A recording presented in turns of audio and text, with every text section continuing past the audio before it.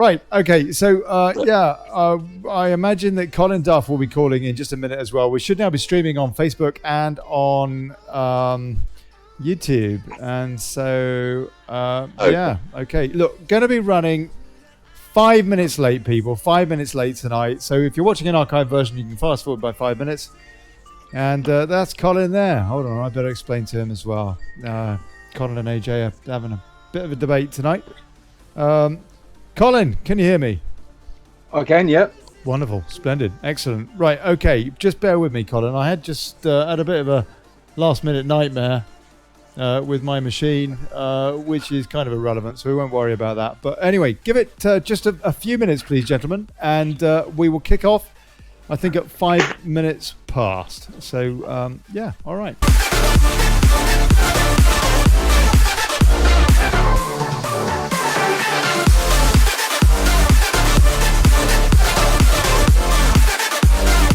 Especially long show tonight, people. Probably going to be a couple of hours tonight because there's quite a lot to cover today. And all this week, long shows this week, all this week, and Friday as well.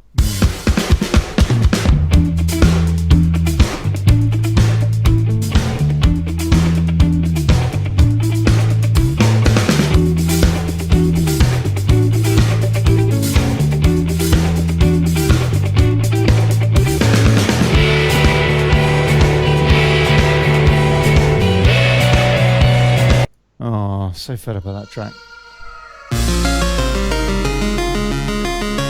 That's even worse. Right, okay, here we go. The old Barry White thing, that's cool.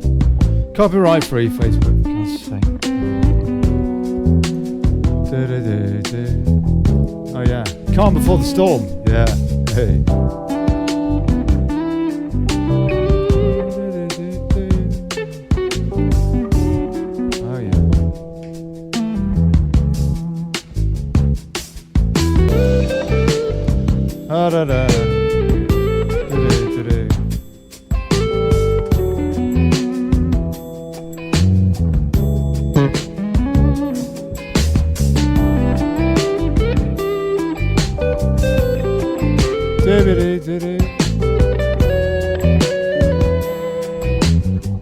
Hello. Why am I not going on YouTube? Oh, blimey. Guess what? Why is it not going on YouTube?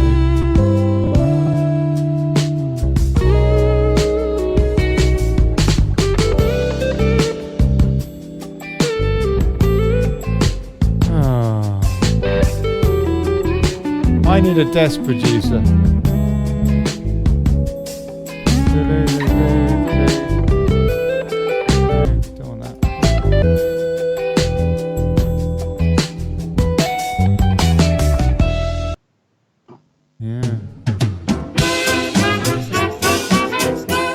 Can't stand that.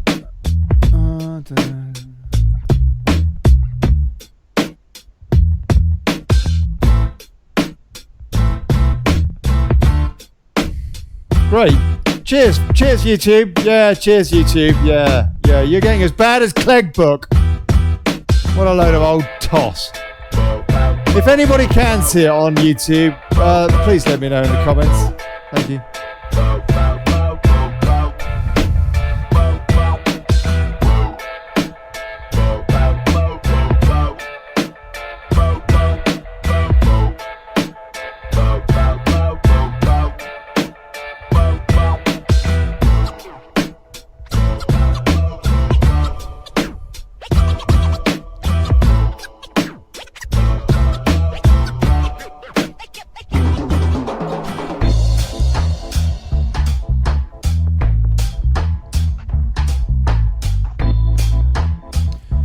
Two minutes, people.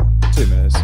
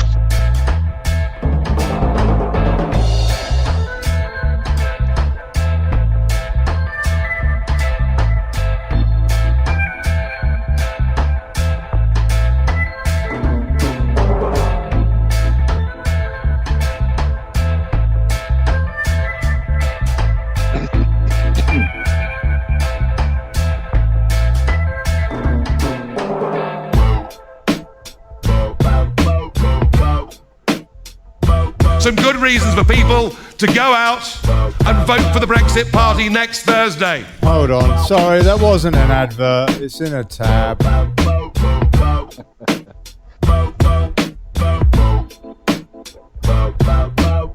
One minute, folks, 1 minute. 30 seconds even. You know, might as well get it on the road, I suppose.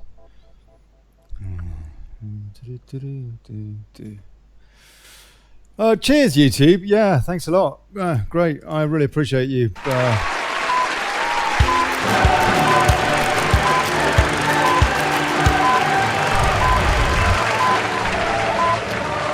Hey, folks.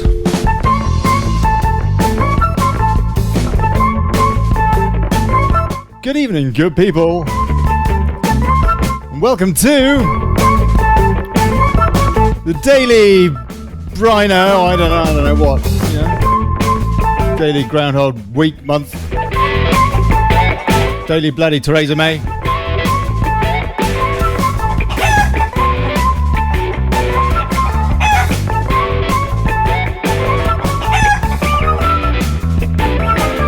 Oh yeah, holding democracy to account, fighting for self-determination and exposing plutocracy. Slight technical chaos tonight. I'm Olly Connelly. Thanks for turning up.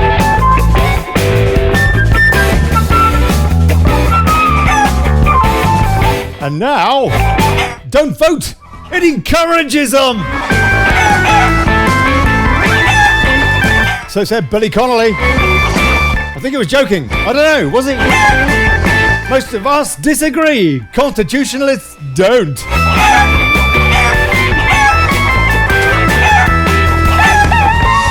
AJ Ann Tyler debates Colin Duff, and I'm gonna, I don't know, try and keep the peace or something. Who knows? Maybe Gary Clark will call in. He was welcome to come in, and you know he is. I don't know whether he wants to. Maybe he's worried. Special extended show today and all this week with EU election coverage. That includes Friday. Show on Friday, yeah. Totting up the, I don't know, rigged polls, I suppose. You can watch the show at YouTube. Well, I don't know whether you can today, actually. Anyway, taking your calls on UK national number at the top in the spiel there from 7:45 today for at least an hour. And we'll see you in the comments. Please support the show. PayPal.me/Brexit. Thank you. Oh, yeah. I just about to go on. Yeah, about to go on tonight and start streaming. And everything just none of my all the links in my streaming software that I've been trialing, and which I've got another month on this trial to go. Just failed. All of them. I had to insert all the links, which is probably why the graphics look a bit skew-whiff and what have you as well, and so on and so forth. But anyway, never mind that. Let's have a quick look at the news today. And they're all leading on milkshakes and stuff like that. It seems to me that the big story is this one, which is this is Express's take on it. European elections live, Euro warning as Marine Le Pen polls surge, puts currency in danger. And it's very easy for us to get all het up in the UK because obviously, well, guess what? We want to get out. But it's pretty amazing what's going on in France. Meanwhile, a lot of people seeing it as a referendum on Macroni and his presidency. Of course, ex-Goldman Sachs bankster Rothschild love child. Anyway, France's interior minister has warned a win by far-right politician Marine Le Pen could hurt the euro, and then some, as the race towards the European elections reaches its final stages. And I will just add that even the BBC has been covering this. I heard on, I think it was Sunday, whilst I was preparing lunch, listening to Radio 4 to see what they were spinning. And they had some correspondent or other who was honest enough to say that he'd been talking to Gilets jaunes, yellow vests over there, who had been former communists and former this and that, people that had gone and supported the miners, for example, during the miners' strike in old Maggie's term of office, or one of them. And even those folks were saying, we're voting for Marine Le Pen because we want democracy. We want our country back, they're saying. And we want to get rid of this greed fest, this fascism that we're seeing. And meanwhile, apparently, a lot of folks are very, very ambivalent, the general public in France, about the EU. Even EU, Euro, whatever loves, are less inclined to vote, apparently, in France this time round. So watch that very carefully. That's going to be fascinating. I can tell you, meanwhile, in Spain, where I am, and where they always conflate Europe with the EU. I mean, how can you conflate culture with a political doctrine? It just bewilders me that they are so damn cheeky that they do that, but they do. There is not a single MEP that I can find to vote for that supports my view that the EU is fascism and we need to get rid of it. Not a single MEP, I think, throughout the entire country of Spain that is Eurosceptic. And so a big, big difference. But of course, the French, like the Brits, like the Dutch, like the Germans, and so on and so forth, have been bailing out, for example, the Spanish. The Spanish have paid in maybe a couple of tens of billions into the EU coffers only over the last 2-3 years. Over the last 3-4 years, that's it. Up until then, it was a net zero contribution. In fact, a massive, massive net gain that Spain had made. Compare that to the UK, where we've paid in, what, $500 billion? So it's not really surprising, I suppose. But this is quite an interesting little irony to tonight's debate with these guys, that personally I can't find an MEP to vote for that is worth voting for. That actually is, I mean, in fairness, they're looking after their own, which is what politicians should do, Theresa May. But nonetheless, nobody that suits me to vote for. They go on, the Express. Marine Le Pen's Rassemblement National Party is neck and neck with President Emmanuel Macron's Republic on the Move party. I doubt that, actually, from what I've been hearing elsewhere, frankly. I think that Le Pen is quite a bit ahead from what I've been hearing, showing a tight political race in a fractured French political landscape. An EU voter intention poll from this weekend showed Le Pen's RN coming first with 24% of the vote, followed by Macron's REM with 22%. The Republicans are in third place, and the far left French holding 10%. In the UK, the Brexit Party is on course for a victory in the European elections on 23rd of May with predicted 27 seats. We'll look at that in a second. The Brexit Party has no... Okay, all right. Okay, that's fine. Now they're changing their tone. No, so in the UK, meanwhile, Milkshake City, Farage warns of radicalised Remainers after he is hit by milkshake while campaigning. Well, maybe he should count himself lucky. Let me see if I can show you some video footage of what was going on whilst his fellow MEP candidate was targeted with bricks on Saturday. And maybe you can see that on my timeline now. The police stood by. The BBC report nothing. The BBC say nothing. But the Muslim Defence League is filth. Nonetheless, for gloating at and publishing the extremist violence from within their ranks. Imagine the reaction had this savagery had been perpetrated by the indigenous British. What has happened to our country? I'm asking this, yeah. And what is happening to our great continent? They want him dead. UK police stand and watch as leftists and Muslims hurl rocks and eggs at a Tommy Robinson rally. I think that he is protesting, as he has been for some years now, about things like rape gangs, Pakistani rape gangs, and misogyny, wanting to chuck gay people off roofs and stuff like that. The kind of things that libtards think's fine, apparently. Well, you know what? Some of us don't, and Tommy Robinson apparently doesn't. And if you actually bother to listen to any of his speeches, you might actually find that you've got a lot more in common with him than you would otherwise think. This is what happened at that rally. Unhinged protesters with the Muslim Defence League hurling bricks.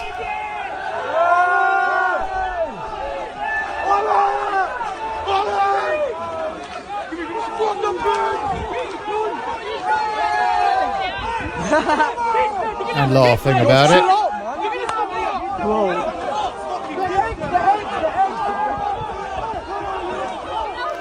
Charming, really charming lot there. Okay, well you get the picture. So the Muslim Defence League has been allowed to publish all that sort of stuff all over the place. Hasn't been castigated at all, as far as I have seen. They did put up a stringent defence on their Facebook page, I noticed earlier. But the bottom line is this. This was their incitement to violence, asking people to see you there before the rally. Many of you asked to let you know where we will be next. Now's your chance. Oldham on the 18th. See you there. Share, spread the word. Stand up to Tommy Robinson and his thugs. And there's a picture of Tommy who is being milkshaked as well. And I don't know if anybody of you were, probably not, probably you got more sense, were listening to Radio 4 earlier, but they were actually, it sounded to me as though Ewan Davis was condoning, saying that throwing a few milkshakes is fine at politicians. Didn't mention bricks. I just find it absolutely incredible. Anyway, for those of you that haven't seen this story, unhinged protesters, this is according to the Gateway Pundit, unhinged protesters with the Muslim Defence League attacked Tommy Robinson and his supporters with bricks, bottles and eggs during a campaign event in Oldham on Saturday. The violent attack was captured on video by multiple people and live streamed on Facebook by the Muslim Defence League themselves. Robinson is running as an independent in the European parliamentary election. He's an outspoken critic of Islam and has vowed to donate his salary to help victims of grooming gangs if he is elected. The MDL have heard about his campaign event and encouraged their supporters to attend and throw milkshakes at the candidate. And then when people threw bricks, they just thought that was fine and they'd stream that instead. They handed out eggs to hurl at the Robinson run. Why can't we have a debate about how to protect the children of our country? You know what? And those that are perpetrating it throughout the country. Guess what? They do need to be exposed. Now, I've got my guests here, Colin and AJ. Can you both hear me? Yeah, I can hear you. Yeah, I can hear you fine. All right, AJ. AJ, you're a wee bit distorted there. Maybe just what do you have you had a cup of tea today? Yeah. Well, coffee. You are a little bit distorted. Yeah, maybe just turn down the level on your microphone a wee bit. I do want you both to be heard tonight. And if you want to chip in on any of this, please do. This is a especially long extended edition tonight. Telegraph Live. This is their top story at the moment. The future of the Conservative Party. 5 Tory leadership challengers go head-to-head at Telegraph event. The Telegraph hosts its first ever The Future of the Party live event. Oh, look. In a coffin in hell. Dominic Raab, Matt Hancock and Liz Truss are among the guests. James Cleverly and Victoria Atkins are also taking part. And there you go. So basically their top story is an advert. All right, fair enough. Do either of you have any sympathy with the Tory party now at all in any way, shape or form? No. Some. What, Colin? Some sympathy. Go on. Because in the Tory party there are a handful of a couple of dozen well-meaning, good politicians, honest people, and I think that they are being forced to go down with the ship, unfortunately. Okay, all right. I could counter that, though, sir, and say, why would you have anything to do with a party that despises democracy and is clearly non-representative? I would say, I'd counter that again by saying there are tribes in the world. The whole world is tribal, May is centrist. She's a Blairite, so she doesn't agree with leaving the EU. But there, as I said, there are a couple of dozen good, well-meaning, true Conservatives with a capital C in the party, and they are, unfortunately, they are going to be going down with the sinking ship, because she, I would say, has proven us. I counter that. She is. Sorry, one sec. Apologies, Colin. Carry on, please. Going down with the sinking ship. Yeah, she is adamant. We've discussed this before. She shows all the symptoms of being a sociopath. Yes. And she's got no empathy. Nope. And she's looking at this 200-year-old party and actively seeing it go to hell in a handcart. And as I said, unfortunately, there's a couple of dozen, or maybe slightly less than that, but at least say 20 good and true capital C Conservatives in the party that are worth saving. That would be my defence to the general debacle. Yeah, okay, all right. That is a debate that hopefully won't have for much longer when they are completely obliterated on Thursday. But we will come on to that. And before we do, just one more story, which it seems to me is very important from the point of view of national security. Google blocks Huawei after the Donald Trump edict. Google has blocked Huawei from using its apps on its phones after a crackdown by the US government in the latest blow to the Chinese technology company. Now, Huawei, which also sells technology for 5G mobile networks and has been accused of having links to Chinese intelligence agencies, what it does by law, will not be able to use the Android system in its phones in future after Google said it was complying with an order by President Trump blacklisting the company. Now, you pit that against Theresa May's take on Huawei, which is that it is fine for this company, which can be told to spy on the British government, British security, British military, anything that the Chinese government tell them to spy on, they have to under Chinese law. Chinese, as we know, is a dictatorship, the kind of place that runs concentration camps now. And Theresa May thinks it is fine for our telecommunications industry to be entirely compromised by a Chinese company. I have to say, I just revert to what Colin just said. Psychopath. He said sociopath. Psychopath. Sociopath. Total psycho. Brexit party surged to 36% in Wales YouGov poll. Okay, so we kind of know this stuff, and we will carry. Oh yeah, Tory EU election leaflet doesn't mention Brexit once. Oh, okay. Had a slight problem with the sound there, but we're back. Right. Okay. Let's get into this proper then. Let's get into this chat tonight, and we'll come back to the news a little bit later in the show, because this is a especially long show tonight. First of all, let's just take a few comments actually and see what some of you folks are saying. Leah Lewis, we might lose Google Maps.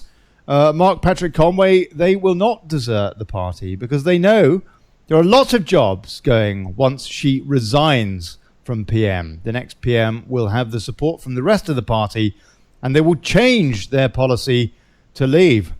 Well, I certainly hope so, Mark. Another story today, I think, is that there is a breakaway faction within the Tory party led by the likes of Amber Bilderberg-Rudd, and she did attend Bilderberg this year, along with Mark Carney and George Osborne and others. That faction are kind of like an equivalent, a libtard equivalent, if you like, to the ERG, with old Foggy Moggy. So it's not so right-wing and all that as some of those libtards in the Tories were saying. After all, that faction is looking to fight any prospect of a no-deal Brexit or anything like that, and have said, I think today, that they will fight there being any leader that might take Britain into a no-deal Brexit, as they're calling it, but a WTO deal Brexit, as any of us that are following it actually know to be true. And so there is massive infighting. Personally, I just hope they completely implode after what they've done to us. John Middleton, Emotion Earth. Mo, one singular vortex in motion. I don't really know what that means, John. Yvonne Tierney, yes, Bit May is our enemy. She is not bothered about the amount of radiation which will kill us, and a concern about 5G there from Yvonne, which a lot of people have. And those masts are chucking out an enormous amount of power. We do know that. And we also know that the installers of those masts wear hazmat suits. Ed Stanton, May's also determined to destroy the UK and us. Matt Waterhouse, so why are they rolling out 5G? Natalie Stubbs Bradshaw, 5G AI cyber war with China. Sarah Boland, can someone tell our government this? I'm not sure which bit that is, but maybe just, we want to leave! Something like that. Winnie Miller, I think that was her plan to destroy the party. Well, you know, okay, so this is a question for you guys. I don't know what you think about this, AJ, but there is a... yeah, if she manages to keep us in the EU for long enough, or the perception is thus, which I think is a large part of the debate tonight, actually, then the Tory party is redundant anyway. Lib Lab Con is redundant anyway. British politics is redundant anyway on a national level, no? So she might as well destroy the Tory party. AJ, can you hear that? What's your take on that, it's a case of we've already left the EU by law on the 29th of March. Why people ain't talking about this properly, I do not know. It's a case of in 2017, the Notification of Withdrawal Act was sent out, which is one of the last things that you do in a contract. Now, the European Union Withdrawal Act 2018 was never repealed or amended. So we left by law and legislation on the 29th of March. Like the that's Robin Tilbrook's case, isn't it? That's entirely his case, no. For example. Well, that we left on the 29th. I don't know much about. I'm sorry? Like the Robin Tilbrook case, I don't really know much about, other than the fact of there's been disputes over the funding of the funding for his case, like, which could easily have been resolved by setting up a single direction to fund it through. Well, it has been resolved, but I don't want to get into that right now. We did a show on that, all about that, and Robin was on the show. But his contention is that her extension of Article 50 was illegal. Bill Cash, I understand, also is bringing a lawsuit against the government along the same lines. I don't know why they don't join forces. I'm trying to find out. But Bill Cash's office hasn't replied to me yet. It was unlawful. And they're saying that because there was no act of parliament to extend Article 50, and therefore it was illegal. No? Yeah, it was. It was illegal from the start. But to be honest with you, it was actually unlawful that we ever entered. To start with, the FOIA 301048 shows this clearly. Which the was FCO 301048. Sorry, carry on, please. It's a case of we were actually took into the EEC, by Ted Heath. Yes. Without actually, it wasn't until after we were taken in that a referendum was called. That's right. And they only called the referendum because they had to do it for constitutional reasons. Yes, right, okay. And they withheld information from the British public, including that FCO 301048, and Lord which explained how we would be losing all of our sovereignty right about now. And Ted Heath covered that up under the 30-year rule. God bless him. As well as a lot of MPs being bribed for their depravity, according to Tim Fortescue, to ease our path into the EEC by supporting that traitorous government that took us in. That is, there's no debate about that. I mean, Tim Fortescue said We would, they'd come into the whip's office, they'd have a problem. Maybe it was little boys, he said, child rape, and we'd say, oh, we'll cover that up. We'll cover that up for you. Yeah. Because then they would do our bidding. They would do as they were told. And that was the government that took us in to the EEC. Oh, and by the way, Tim Fortescue was a whip who shared that office, a fellow whip of Ken Clark. Yeah, Ken Clark, who's been on Question Time more than any other person. Any other panelist on it is like a game show, no? Right, okay, fine. What is your take on this so far, Colin? I guess you would agree with all that so far. Yeah, you have to say it's flawless in what he's saying, but society is governed by current legislation. And whereas I can't disagree with what AJ's saying, what we have to consider is that we are under a regime, albeit illegal, but it's still a regime we still have to respond to in kind and abide by current legislation as it's written on the legislature in the books. So you can claim whatever you like. You could claim as you walk along the street and you steal somebody's bike that you didn't steal the bike, but the copper comes along and he nicks you and he gives you the section under which you're being arrested and you carted off. Society is only society if it conforms to the rule of law. The fact that the rule of law is being bastardised by the politicians is a factor in what AJ's saying, but nonetheless they hold all the cards and they can play them at their will. Mm-hmm. Now, the only way to overturn current legislation is by legislation. Now, or something like a general strike. You can't overturn legislation by general strike. It has to force be counter legislation. Yes. Okay. Yes. Please carry on. So, unfortunately, until that happens, we are under the guise, albeit, of being in the EU in law. Mm-hmm. It's all a matter of relativity. You can believe that we're not in the EU according to common law, Magna Carta. Mm-hmm. But the fact is that the legislature has told us we are. So our fight then is with the legislature. It's not with Magna Carta. Magna Carta is a lovely document. It tells us what our rights are under law. But what it doesn't allow for is the people who we elect to make the laws have twisted it to suit their own purpose. So our only recourse for that is to overturn it in law, and which is what the Brexit debacle is all about. Okay, now hold it right there, AJ. What would you take to task from what Colin has said so far, please? The only thing I can really see there is there is actually an option, but it all comes down to the will of the people. The problem is we've lost our ways and people don't really look into the history properly of our laws and stuff.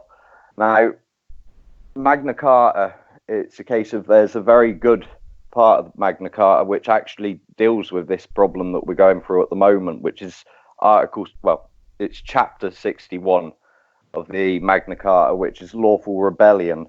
Now, if the whole country was to go into lawful rebellion, then the government would have no choice but to change their act. AJ, can I just ask you a question? Yeah. In reality, what's the best way forward? Do you think you can convince the whole of the country to go into lawful rebellion, or do we do it? Do we do it the British way and put our X's on the ballot papers and rebel that way? And this really is the nub of the issue tonight. Carry on, please. The problem with the election thing is it's a case of, yes, English elections or UK elections, that's fine. But what's actually happening here is we've got it's a election for members of the EU. If you look at the ballot paper, it'll tell you citizens on it. And it's a case of what you're doing is you're recreating joinder. Now, Explain what that is, please, to those that don't know, AJ. Joinder is a form of contract. You're contracting yourself back into the EU. As legislation stands, we've left the EU. And I know the government may not be operating as they're meant to be at the moment, but it's a case of laws separate to government. That our courts are separate, and they always have been. The courts are via the Crown, and basically they have to stick by our constitution and their oaths. So by putting an X on the paper, you are essentially condoning and saying, yes, I comply with this system. That's what you're saying. You're handing over your sovereignty. Okay. Like what you do is, in elections, you're handing over your sovereignty for someone to speak for you. And what they're meant to do is, at the end of their term, return your sovereignty. But the problem with the EU is it's a case of it's a foreign nation and you're handing over your sovereignty, and in their own documentation, we're changing over to the Lisbon Treaty. So that you won't get your sovereignty back. Colin? As I said to you, broadly speaking, I don't disagree with what he's saying. Mm-hmm. But the problem we've got is that you have to fight fire with water. What we've got at the moment is that we've got the fire of the rump parliament, and we've got people like AJ quoting quite rightly his side of the argument. And all the time, the only way you can defeat the parliament is by you're not going to motivate 17.4 million people to go out and cause lawful disruption. It's not going to happen. You might get 20,000. We had about 20,000 at the rally in Parliament Square on the day we should have left. I was there at 11 p.m. GMT, the time that we were supposed to leave, and I reckon there were 50 people. 50 people. So is it not fair to say, AJ, that lawful rebellion just ain't going to happen? I mean, I've had Viscounts come on this show and say that they will chaperone people if they want to go into the lobby in the House of Commons, a lawful rebellion, and demand answers from their MPs in a respectful way. They will be chaperoned by Lords to protect their rights to be able to do that and to carry out their democratic rights. And nobody can be asked to basically call me and say, Ollie, how do we do this? How do we arrange it? Lawful rebellion ain't going to happen, apparently. Well, people can I just, sorry, no. This is my point to Good, Colin. This is my point to AJ. AJ, please. So this is a problem. No, this is a problem.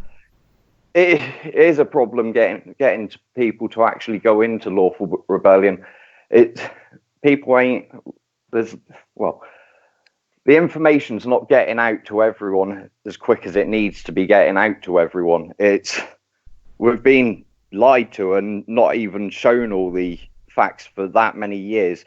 Government have to put out the information, but what they're doing is they're putting it out into a website, and then you have to go and look for it yourself before you actually know anything. Like, it's not actually, things ain't put out in front of you. So it's getting people to actually know what they need to do isn't so easy as what. And then people have this here weird sense of feeling that when it comes to lawful rebellion, you can go out and start doing stupid things. You can't. Lawful rebellion is basically you stop funding them. You do civil things. You just stop complying. Right, and you have to remain lawful and in honour at all times. Yes, sure. Right? But people aren't doing it. People aren't doing it. I'll tell you who is getting support. People like Soldier F is getting support. All those bikers riding into London, for example, absolutely awesome. But when it comes to our sovereignty, our freedom, for everybody, not just one or two individuals, but for everybody, nobody can be asked. Hardly anybody can be bothered. I don't know, Colin. What do you think? I mean, I just find it. I'm very, very frustrated at the fact that people are not. But in fairness, the British, and I really love this about the Brits as well, are very, very civilised, too bloody civilised, far too happy to queue. But they are, we do have it's also beautiful as well. It's part of our character. Not that you saw it in Oldham the other day, but then maybe, I don't know, not indigenous Brits, frankly. We have got a problem with people not looking at how they can hold this government to account to keep democracy on the road. No, Colin? Okay, right. The first point about the lawful rebellion. I think in the days when the Magna Carta was developed by King John, okay, all farmers were compelled to learn to become archers. So, you could always call upon the archers to launch a rebellion against the king if that's what it took. That's right. So, the lawful rebellion that the Magna Carta refers to is something of the era. It's never been changed up to bring into account modern technology, things we do these days. I've always contended. Well, we're not taught civics in school either. For another thing, people have got no idea, as AJ said, they've got no idea what the law is. Carry on, please. Well, yeah.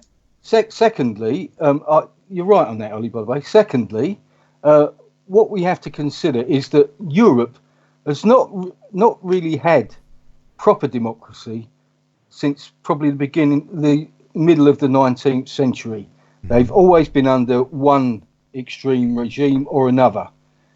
So the form of democracy the EU is trying to apply to is basically what Napoleon tried to do to Europe. Bring everybody under the same umbrella. And then he failed, just as the EU must fail. And then the next bod that came along was the Russian Tsars. They tried it, and again they failed. Then you come to the Habsburgs, the German dynasty. They tried and failed, led to the First World War. Then Hitler came along, Third Reich, led to the Second World War. They have a different way of dealing with things on the continent than we do. Roman law. What we do as a nation, as a tribe, we discussed tribes earlier, we choose to do things. The government only understands one thing, that they're running scared over the European elections, but they are absolutely cacking themselves over the general election. Next year, or in 2 years, or whenever the general election comes, you will see a devastation of the political system as it is today in this country. And that the seeds of that strong tree have to be sown in these European elections, whether you like it or not. We need to tell these people that we do not believe in what you're doing.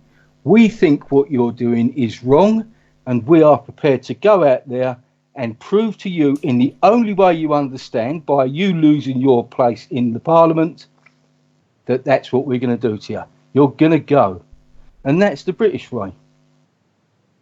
Okay. AJ, let me just take a few comments and then we will carry on, and I'll move this onto a slightly different tack. Charlotte New Jameson says, exactly, Ollie, the amount of people claiming not to pay council tax only to confess their spouse is. In other words, not carrying out lawful rebellion. Jamie Mitchell, disgusting scenes are being attacked on an election tour. Yeah, it is. I mean, we have to have free speech for everybody, don't we? Marlene Anderson, so if you vote, then you are keeping us in the EU.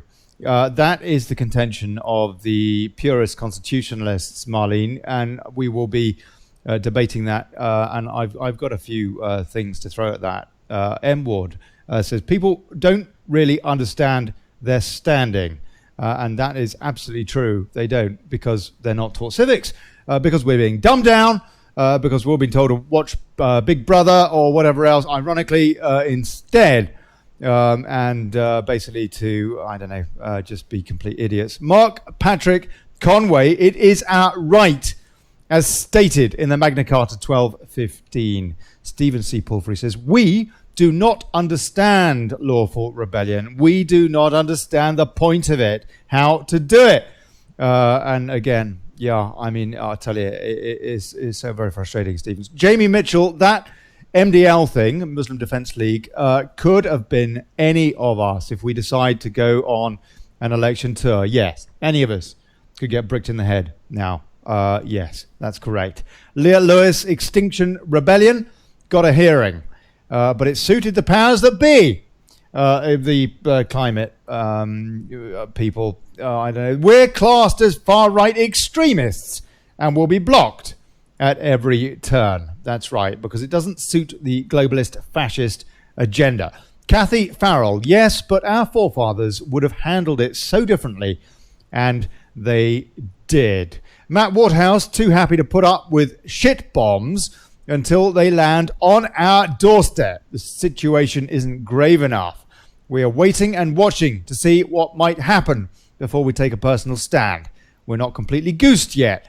When we are there, there will be bother. And I have to say, it reminds me of the Jews in 30s Germany who said, oh, no, it won't happen to us. It'll be fine, even after Kristallnacht. And guess what happened? Stephen Lang, it's also because they disarmed us. And indeed, they did. Please, gentlemen, I don't know whose phone is ringing in the background, AJ or Colin, but if you could mute your microphone, I would appreciate that. M. Ward, people don't understand the law or their standing. Absolutely spot on. Anthony Pobiatsin, Thursday is a Brexit party landslide, which brings me to, I guess, my next take on this whole debate, whether or not people should be voting on Thursday. Because the thing is, lawful rebellion, whilst being an admirable aim, it seems to me, and something that this show has been promoting, and no, I will try, but I think that Lynn Scott and one or two others have asked, well, we didn't see that, or what have you. Fair enough. It was Viscount St David's who said he would chaperone, and the other lords would chaperone us as well. And even somebody, I can't say who it is, but he's very, very important, and he's pretty much in charge of security for the entirety of Westminster. He's on our side. He's on our side, people. So please, please. We have got people in Westminster who will help us. Mark, please, Mark Conway's just called in. Please mute your microphone, sir, just for a minute. But we can do that. We can go in there day in, day out with coachloads of people into that lobby. It is our democratic right to do that. We can do that and demand answers from those non-representative shills that reckon that they are public servants. And, if you go on their territory, they see things in a different way. You pierce their bubble, guess what? You know what? Oh, blimey, maybe I better pay attention a little bit here. We can do that, people. We can do that. We will be ushered through security. There will be no problems with the police. As happened with me, by the way, when I went into the lobby and Emily Thornberry tried to get me arrested, the cow, because I asked her to answer the question. Anyway, Joe Bloggs, the voting is a consent to remain is an insane theory because even the Leavers do not vote. The Remainers will win. And that results in another Remain representation even in the EU. And this is really my main concern about people saying that they're not going to vote. Whilst I do empathise and agree, actually, with everything that you said, AJ, to the best of my knowledge. I'm not a constitutional scholar, as are you, sir, but I do agree with you. I've heard it from so many people that I trust and respect. But the government doesn't. The government doesn't give a stuff. You only have to look at John Bercow and the way that he's been playing with the law, with Erskine May and so on and so forth. May's deal is going to go back, for a fourth time? According to Erskine May, it's not supposed to go back a second time if it hasn't really significantly changed in the same session of Parliament. I think it's the first thing that he says, Erskine May, in that ancient text that the Speaker's supposed to comply with. It's going back for a fourth time. They make it up. as they go along. They clearly don't give a stuff about the law. Therefore, and lawful rebellion people aren't doing it. All that we've got left, surely, is a protest vote. It's for people to get out and vote for Brexit parties. AJ.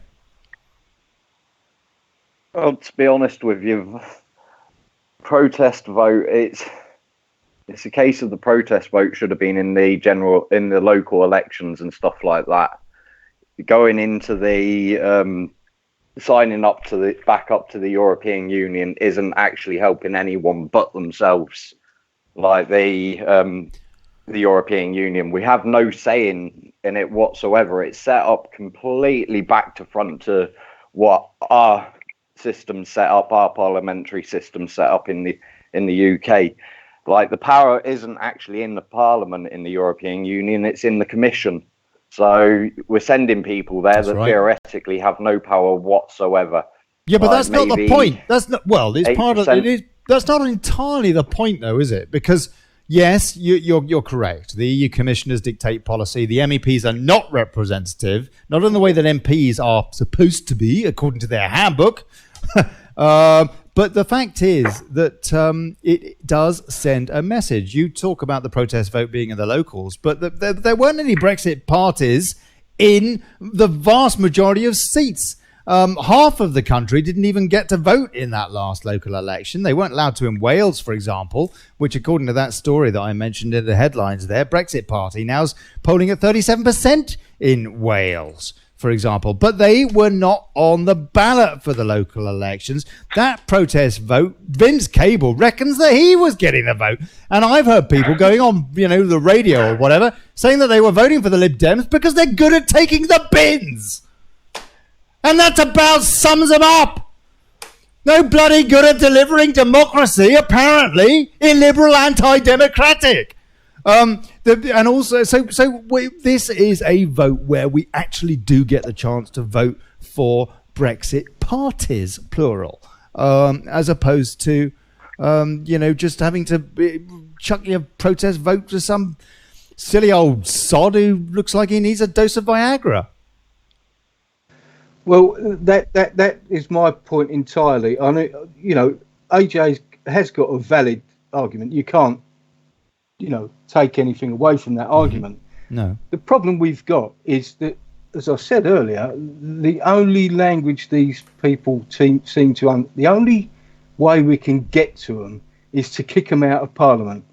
Okay, and the route to doing that is the only elections we've got before the general election, which are the European elections. Now, if I was a gambling man, which I used to be, but I don't anymore, I would have to hedge my bets. If it turns out that AJ is completely right and we're out, it's neither in nor there. If we are out, we're out. But if it turns out, because of the treachery of this rump Parliament, that we are still in, then we need to send to them the strongest message that we can, that we are not going to put up with it. It will frighten them. It's already shaken the Conservative Party, and I think they seem to understand that more than the Labour Party do. The Labour Party are enamored by everybody within the M25, all the champagne socialists that make them look good. I mean, for crying out, Corbyn's a communist. And worse, he's sidekicks, an even worse communist. At least he's a Eurosceptic. I agree with you, but he's a Trotsky or whatever. But he's also a Benite. My point is this. Eurosceptic. Carry on, please. He's as bad as a lot of them. My point is this. This is an opportunity to send them a message. If we don't send them that message, then it's a wasted opportunity, I'm afraid. I think you're actually missing something out there as well. Much as I agree with you, but what I'd say is that this opportunity we've got, we should also be advertising Article 61. You should be reading that out every single time you start that show, Ollie. Because whilst we've got a momentum of people listening and choosing alternative parties, because yes, realistically, if it wasn't about the Brexit, no one would vote for Nigel Farage. They'd return to carry on voting for the Tories. So we're missing out on an opportunity also to push Article 61. And we should be making people aware of it. No one's got the right to revoke that. No one at all. It was an agreement between us and King John. Well, the people in King John at the time. But yes, of course, things have moved on. There's more technology, as you said. But at the end of the day, them rights still exist. The Parliament wasn't even created until I think it was 1668 or something, or 1568. No, it was 1297. No, 1268. Sorry, wasn't it? 1297. 1297. There you go. So that was after that agreement. So how can something that was created after that agreement come back and change the agreement between the people and the king? And they're basic rights we ask for and expect, and they should be enforced. And I think that AJ, well, can you just briefly, please, just give us a quick explanation on what Article 61 is? Well, Article 61 is the right to stress and duress the Crown. Well, what you do is something that you just brought to light to me, Ollie, actually, is that you're on about lobbying the House of Commons. Yes. Well, how do you lobby the Lords and the Barons? Is there a chamber for that?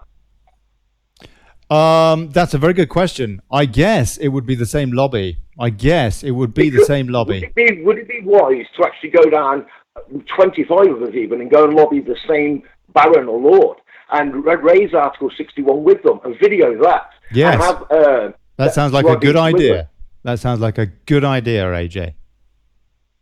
Yes. It's something different. I've never heard anybody try, but if you can lobby a Baron and that, I think that might be a chance. I don't know. They are supposed to be representative as well, are they not? It's a little bit different with the upper chamber, but nonetheless, they are supposed to be upholding democracy. I understand the MPs particularly are. The Lords are more of a check and balance.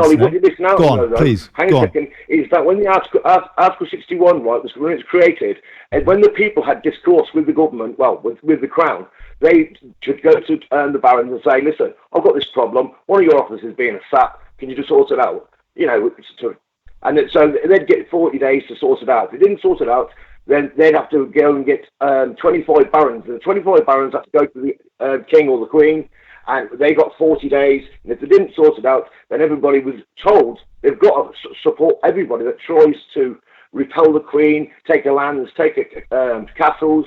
But they're not allowed to harm any of the family. But this did happen, didn't it? This did happen. Barons did petition the Queen, and they were ignored. The Barons petitions. Hold on. Whoa. Hold on. Who in the background, please wait. AJ, please explain that. Yeah. Oh, sorry. Was that not AJ? In the background, it was someone else who was talking a minute ago. It was that Mark then? Mark Conway. Yeah. Oh, Mark, Good on you. Okay, please explain then what happened with the Barons, because did they not, under the right given under Article 61, go to petition the Queen? It was actually recognised by the Speaker of the House, Betty Boothroyd, at the time, and yet nothing happened. What is the point? There was a response, though, Ollie. One at a time. Mark, please. There was a response. The Queen's Secretary responded 39 days after the invoke, well, when they applied Article 61 to the Queen. Right. And they responded, but they didn't sort it out. So theoretically, well, legally, we are in lawful rebellion. And everybody that once you're told about that, then everybody should be compelled to distress and disdain the Queen, the King. Okay, which brings us back to the point, and this is for AJ, please, that lawful rebellion doesn't work because it doesn't matter the law so much as what it says on the front page of The Sun. The problem is things can only work if they've got the will of the people, and then there needs to be substance to that will of the people. Just saying that you have the will of the people doesn't actually count for anything. It's just like these e-petitions. Like anyone, anywhere around the world can sign them, and they can do it multiple times. Now, to have real substance to it, you want to put ink to paper. Yeah. AJ, it's Colin Duff again. Sorry, you speak an awful lot of sense, but you're trying to conflate the two. You're trying to conflate the ye olde Magna Carta with what actually happens today.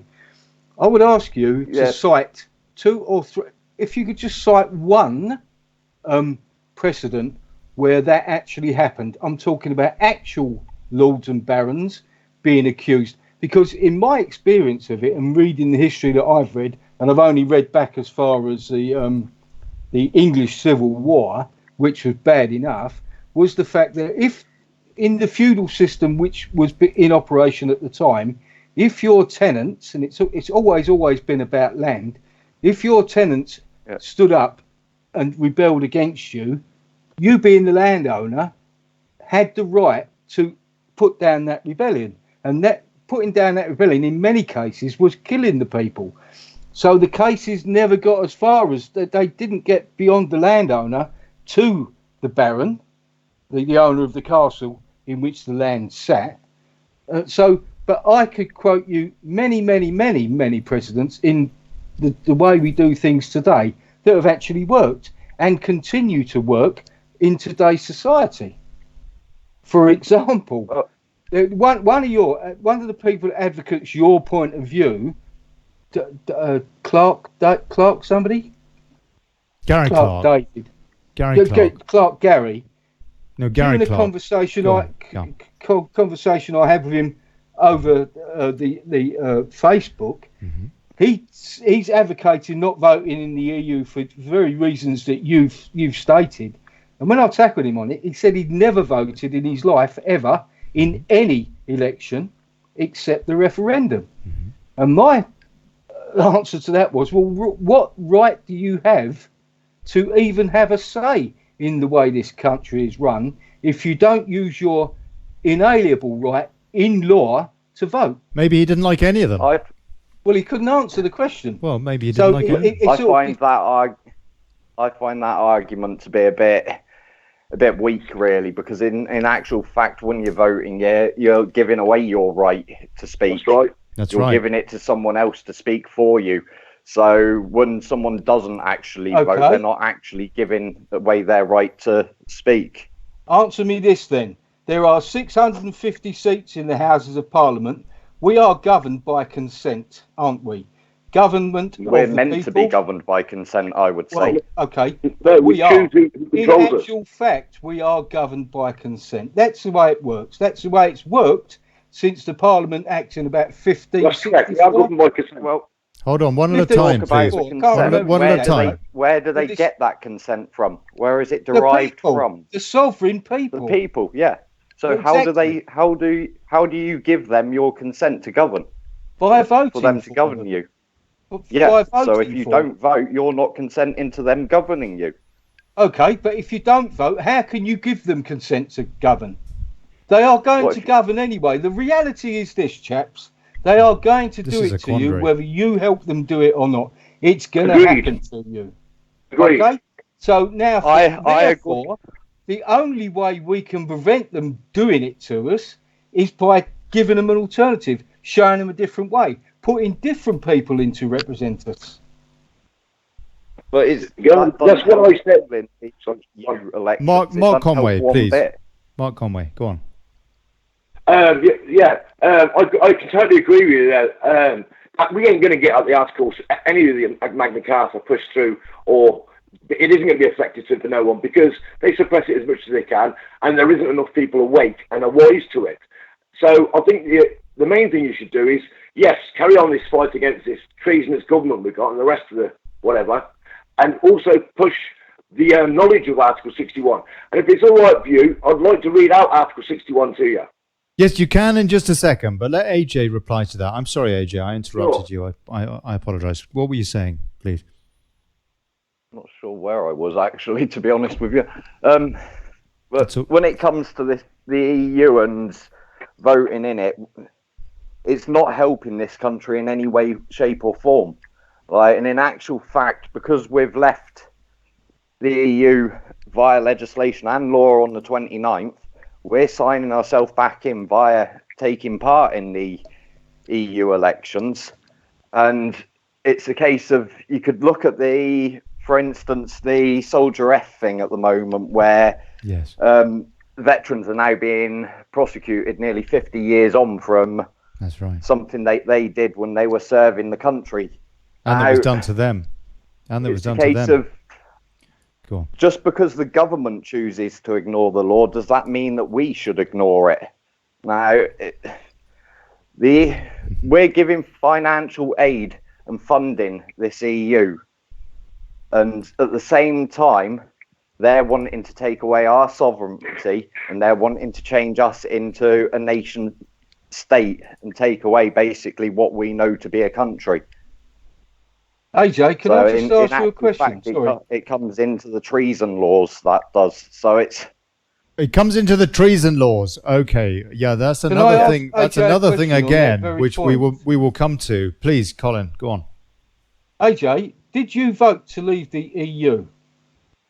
No. Well, why are we even having this debate? So, by your complicity, because information should be freely available to anyone. It's this here ironic thing about saying just because you didn't vote in something, you shouldn't have a say is ridiculous. No, it's not ironic. It's actually laid down in Magna Carta. You can't have force half the Magna Carta down my throat and then ignore the other half. You can't do that. Well, you can. What do you mean by ignore the other half? At the end of the day, it's a case of I went into lawful rebellion back in 2000. One at a time, gentlemen. Law-abiding citizen to decide how you're governed. That's enshrined in Magna Carta. You've chosen not to use that option, haven't you? For honourable reasons, being that the fact that there's no one that's actually suitable. They are honourable reasons to you and about 6 other people.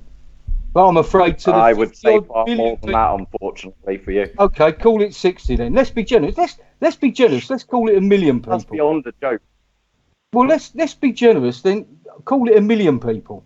Sorry, 1 million people. What, Colin? I apologize. I missed that bit. Figure of how many people disagree with something. It's not about a question of disagreeing, mate. What you're trying to do is you're trying to draw people away from the reality that we live in today, and you're referring to a document that, although is relevant, is 1,000 years old.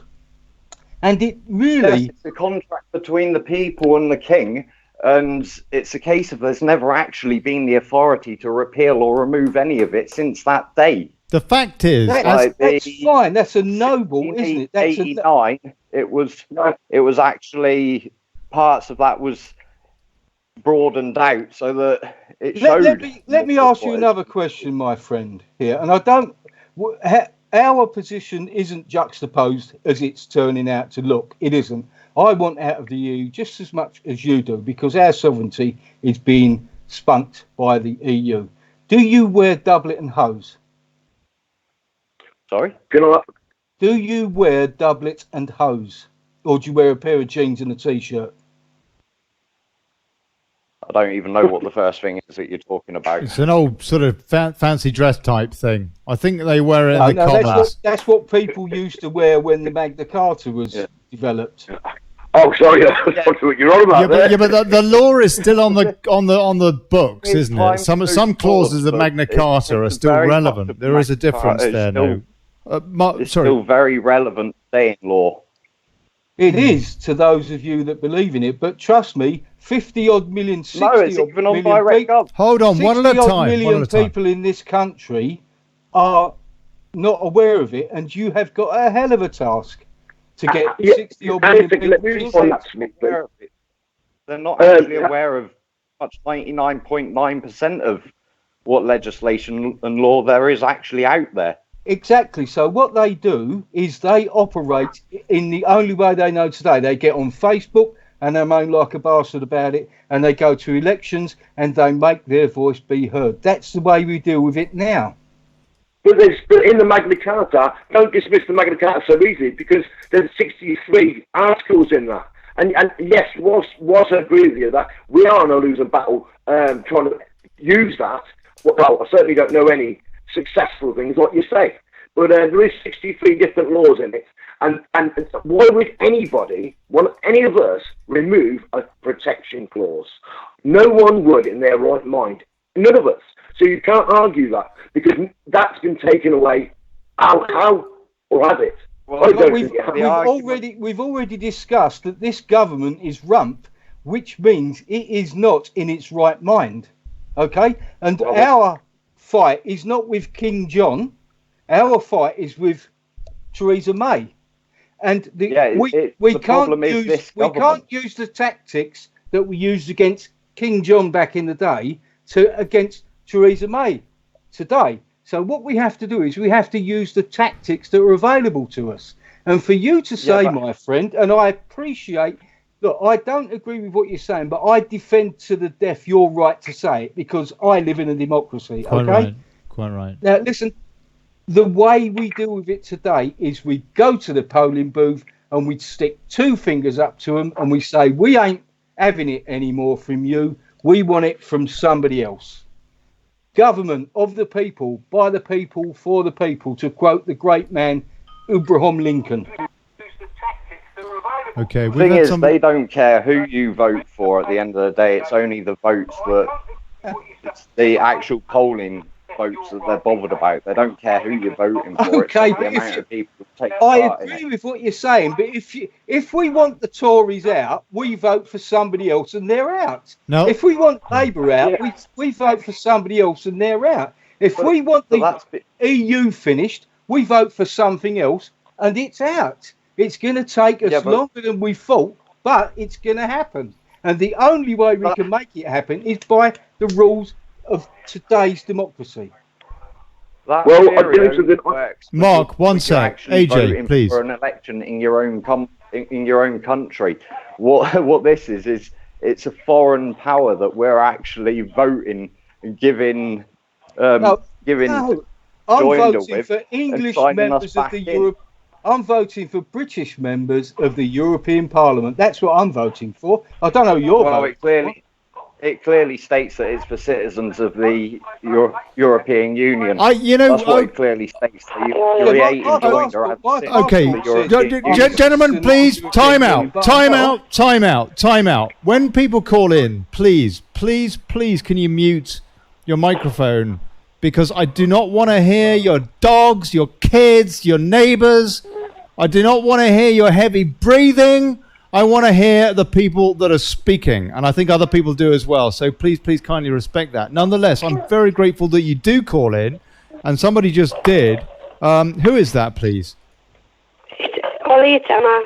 Hey, Emma Ward. Hello, Emma. How are you? I'm fine. How are you? Yeah, I'm fine. This is a fascinating debate, and I have to say I really sympathise with both sides. Personally, though, Emma, it seems to me we've got Lib Lab Con, and certainly Lab Con, on the ropes, having lied to the British public in their manifestos and being caught out for doing it. We now have the status quo, this Pepsi challenge, this duopolistic political system in the UK that we have grown to hate and despise, and so we should. On the ropes. Why don't we just kick them out of the ring? And is this not an opportunity to keep that momentum up and do that on Thursday by voting for Brexit parties? I've got two arguments against that, Ollie. Go on. One, I think you're absolutely bang on with what you're saying. However, my second issue is, if you realise that MEPs, we've got the minority vote, over 700 MEPs. Basically, we've got no voice. Farage, Bletridge have been doing this for the last 2.5, 3 years, so have many other of our constituent MEPs. So we've got no voice, really, when it comes to it. Therefore, MEP votes don't count for much. However, it would be great to think that we did have a voice, but we don't. And secondly, my second argument is, if you're going to vote in the European elections, you would declare yourself an EU citizen, and you need to read the voting rights in and around this. Sorry, I hope you understand it. I'm full of cold and it's a bad reception. We don't. You are paid in the way. Now, if all the Remainers vote, that would be fine because they're outnumbered by the Brexiteers, yeah? I know it's a 48-52 division, but all of this is creating the extra votes to pave the way to remain, in my opinion. and knowing that we've had MEPs standing for us since the referendum without any power, the likes of Farage, who's running the now Brexit Party, these people, Farage is moving abroad, Batten's talking about moving abroad, Tommy Robinson's moving abroad. I've got an issue, and it's not personal, but I'm just interested in why Tilbrook's running for MEP, if he believes in his court case. What is going on with all of this, Ollie? Is this another side of, I want out, we want out. We want rid of the European Union. We know it's a super state. We know it's a super powerhouse of elites. We know about the fiat currency system. We know about PESCO and the European Army. We know about the Lisbon Treaty. Why, as the leaders of these groups, A, not talking about any of this, and B, can't come behind our back because they're not talking about it, and to promote a vote in something that is possibly going to take us into the Remain. Hold on, Emma. Your line is awful, but you're saying very interesting things. How can we improve your line? I'll go outside, Ollie. I'll go outside. Speak a bit closer to the microphone as well. Mark Conway, what do you have to say about this? We're being betrayed anyway. We all know that. So, we didn't what? As I said earlier, we wouldn't be voting for Farage. Yeah, that's cool.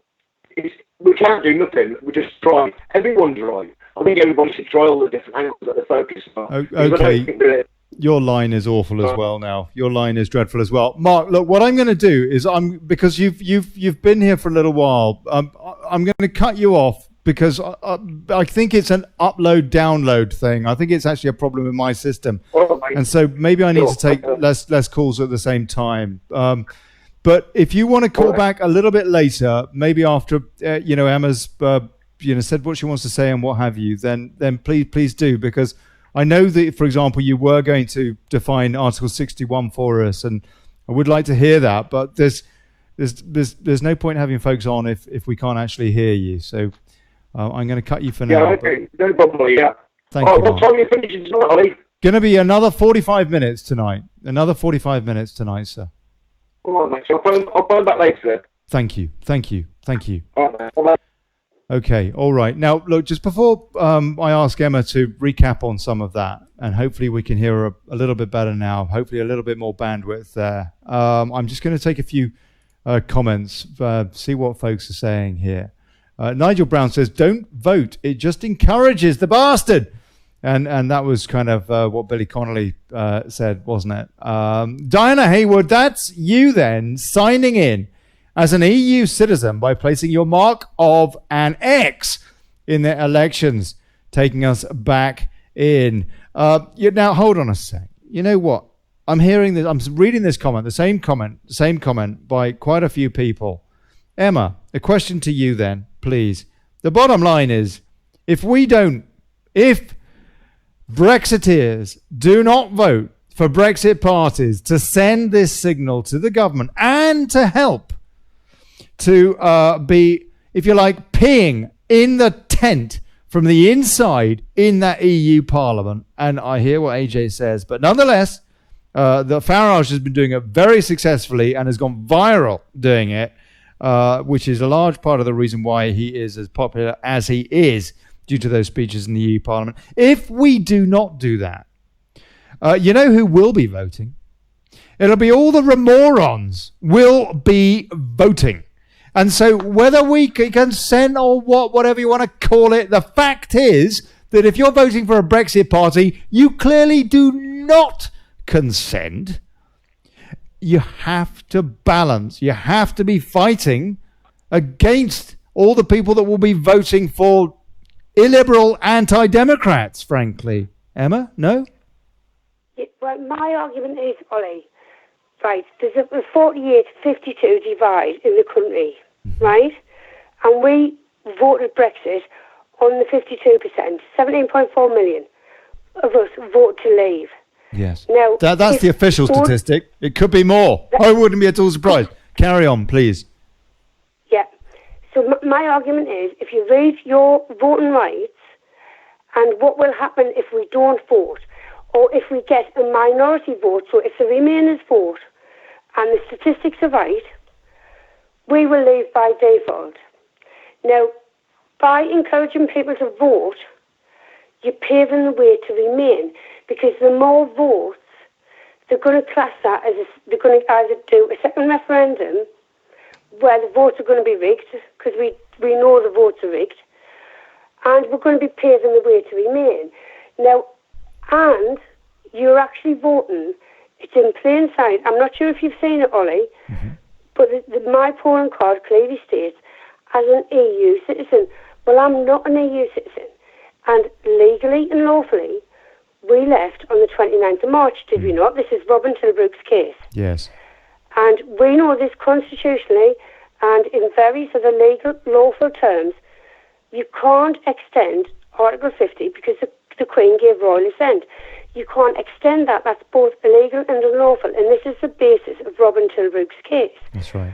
And the reason I questioned Robin Tilbrook, and I'm sorry if I came across as a troll, but I am for Brexit. I was having a strop as well. You're lovely. Carry on, Em, please. We had a tiff this week. You know, it's one of those things. It's fine. It's Emotions fine, are high. Ollie. Go on, Em. Go on.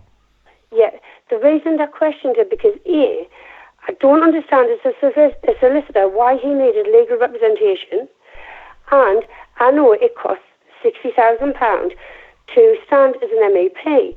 Now, I know he's in cahoots with Graham Moore, which is another discrepancy I had, but forgetting all of that, why, if you've got a court case that you believe in, because come on, you must believe in that, why would you do that and then run as an MEP? Is a backup plan in case it doesn't work?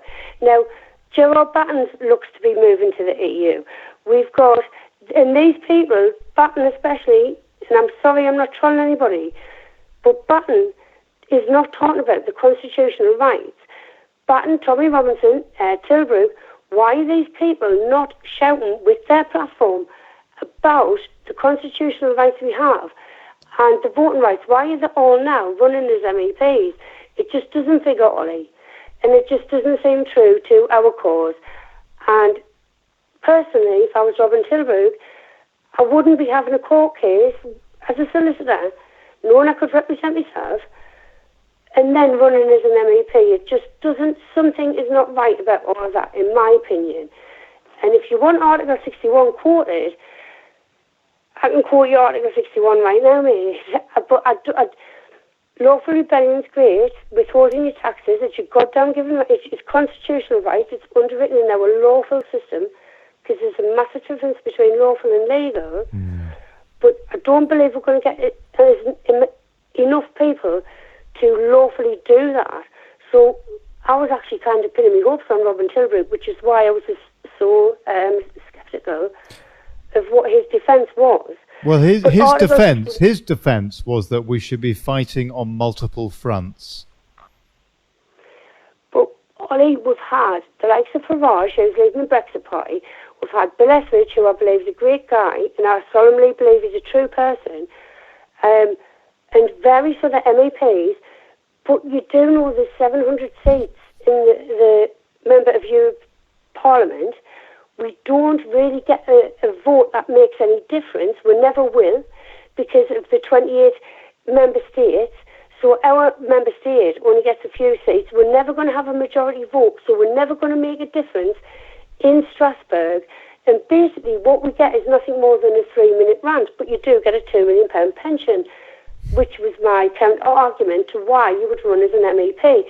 To me, the likes of Tommy Robinson, the forefront of our leaders or our patriotic movements, Batten, all the rest of them, should be shouting and telling people not to vote, but instead they've gone against the will of the people. This is my opinion, by the way, and I'm sorry if I offend anybody. They've gone against that, and they're now standing as MEPs, and now they're all moving abroad. No, Colin, be good. Emma, please, carry on. Well, I think, No, okay. that's my No, argument. You're very entitled to your opinion. Okay, Colin, what would you say to that? Before you do, let me just read out a few comments because, hey, you know what? We need all the help we can get. Matt Waterhouse says that's the pass that's ignored. We chuck all Remain MEPs out. Charlotte New Jameson, no way you'd get that number. I don't know what that's referring to, that number. Martin Rutter says, spot on, Emma. We did leave on the 29th of March. That isn't entirely the point in question there, Stephen. Yvonne Tierney, too late for all this information. Most people already voted, including me. I need some mental health care therapy now. Shireen Whitaker says, frustrating to see people saying we've left. Hello? It's not been determined as yet that we have left, so got to act like we still are in, I think that she means. So vote. If it's legally determined we've left, then none of it will count. Now that surely, a question to AJ, please, is a very good point. It's irrelevant. If we've already left, whether we vote now or not on Thursday is actually a moot point. That's the point I made earlier, but can I just answer? Colin, one sec. Let me just... Yes, I want you to hold that. I do want you to respond to Emma. But just as a very, very brief aside, AJ, that is a very good point, is it not?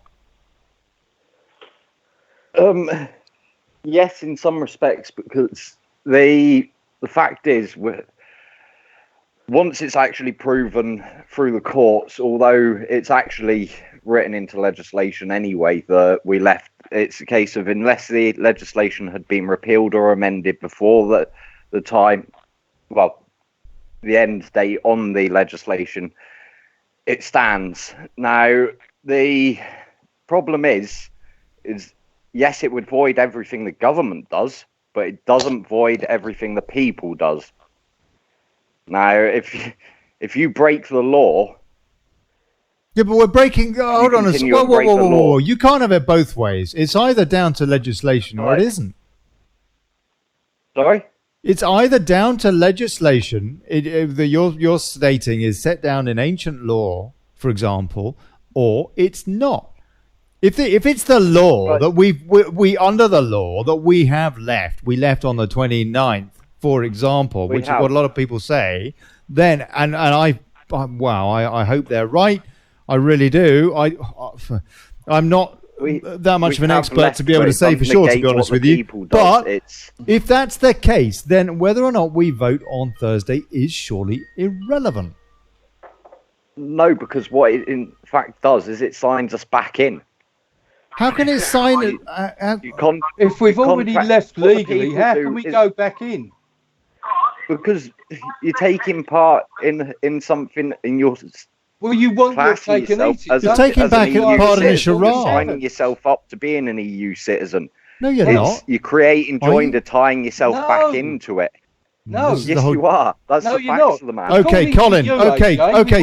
Colin, please. That's the kind of the John Harris argument. The election means you're signing yourself back in. Just because we've left doesn't mean that you cannot recreate joinder. What you're forgetting is that domestic law overrides EU law. So if in domestic law we have left, then we have left. That's it. But what we're up against now at the moment is EU law, who is suggesting that we remain. Look at my passport. I'll show you my passport. It says... Yeah, I've seen the passports. It's got European Community. Do you travel abroad? On it. Sorry? Do you travel abroad? I haven't done for some time, but it's a case of you could travel abroad before 1972. Well, before 1971, perfect, fine. This is a legal document, okay? It's a legal document. Yeah. If you read what it means, is that the government of our country will guarantee your safe passage through any country that you present this to. It's the Crown that guarantees it, not the government. The Crown. I beg your pardon. I didn't realise you were a pedant. But anyway, just to get my point across, it's on all the right. top it says European Community, right? I am not renewing my passport until now because it gets me my British passport back. So I do not agree with anything they say. But nonetheless, this is a legal document. Okay? Now, what we are dealing with is the legality of being involved with the EU. And the only way we can get out of it is by... Firstly, we voted to leave the EU in the referendum. we all thought that our government would take notice of that. But no, what we've got is a whole load of Bilderbergs in there, and they don't want to sleep. Bilderbergers. So the next big message Fascists. we can send them is by putting Farage back in there. It's not about, we've never had a say in Europe. Going back as far as Wilson, and then Callaghan, and then come up a bit further than that, Foot, and then Thatcher. They've all tried to go in there and reform the EU, and they've all come out with bloody noses. Thatcher was the worst because she sold the fisheries for a rebate.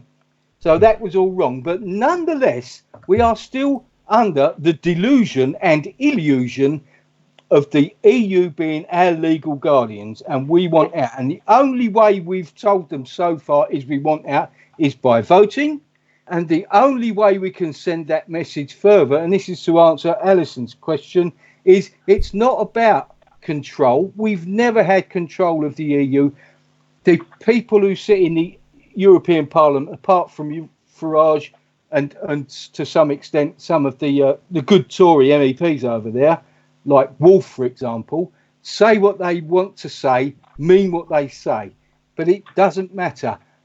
What this is about is it's a mass of over whatever it is, 150,000 people voting for the Brexit party to send a message to Westminster. It's nothing about serving MEPs.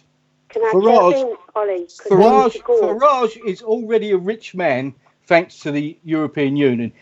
European legislation says you to serve one term in the European Parliament, you're entitled to then a full untaxed final salary pension. So he's been there for 20 years and his pension is only going to be what he ends up being paid. It's not going to be 20 times that. So the damage, if you want to use your conspiracy theory, is already done. And these people that are going there to be MEPs, they won't serve the full term, so they won't be entitled to their full pension. Because I hope that AJ's synopsis is correct and we've already left. But at the moment, the law under which I want to be judged says that we haven't. That you and understand. The only message we can send them is we're not putting up with it anymore. That's my argument. Okay, Emma, you wanted to say something, my dear. Please. Please, just because I need to go, Ollie.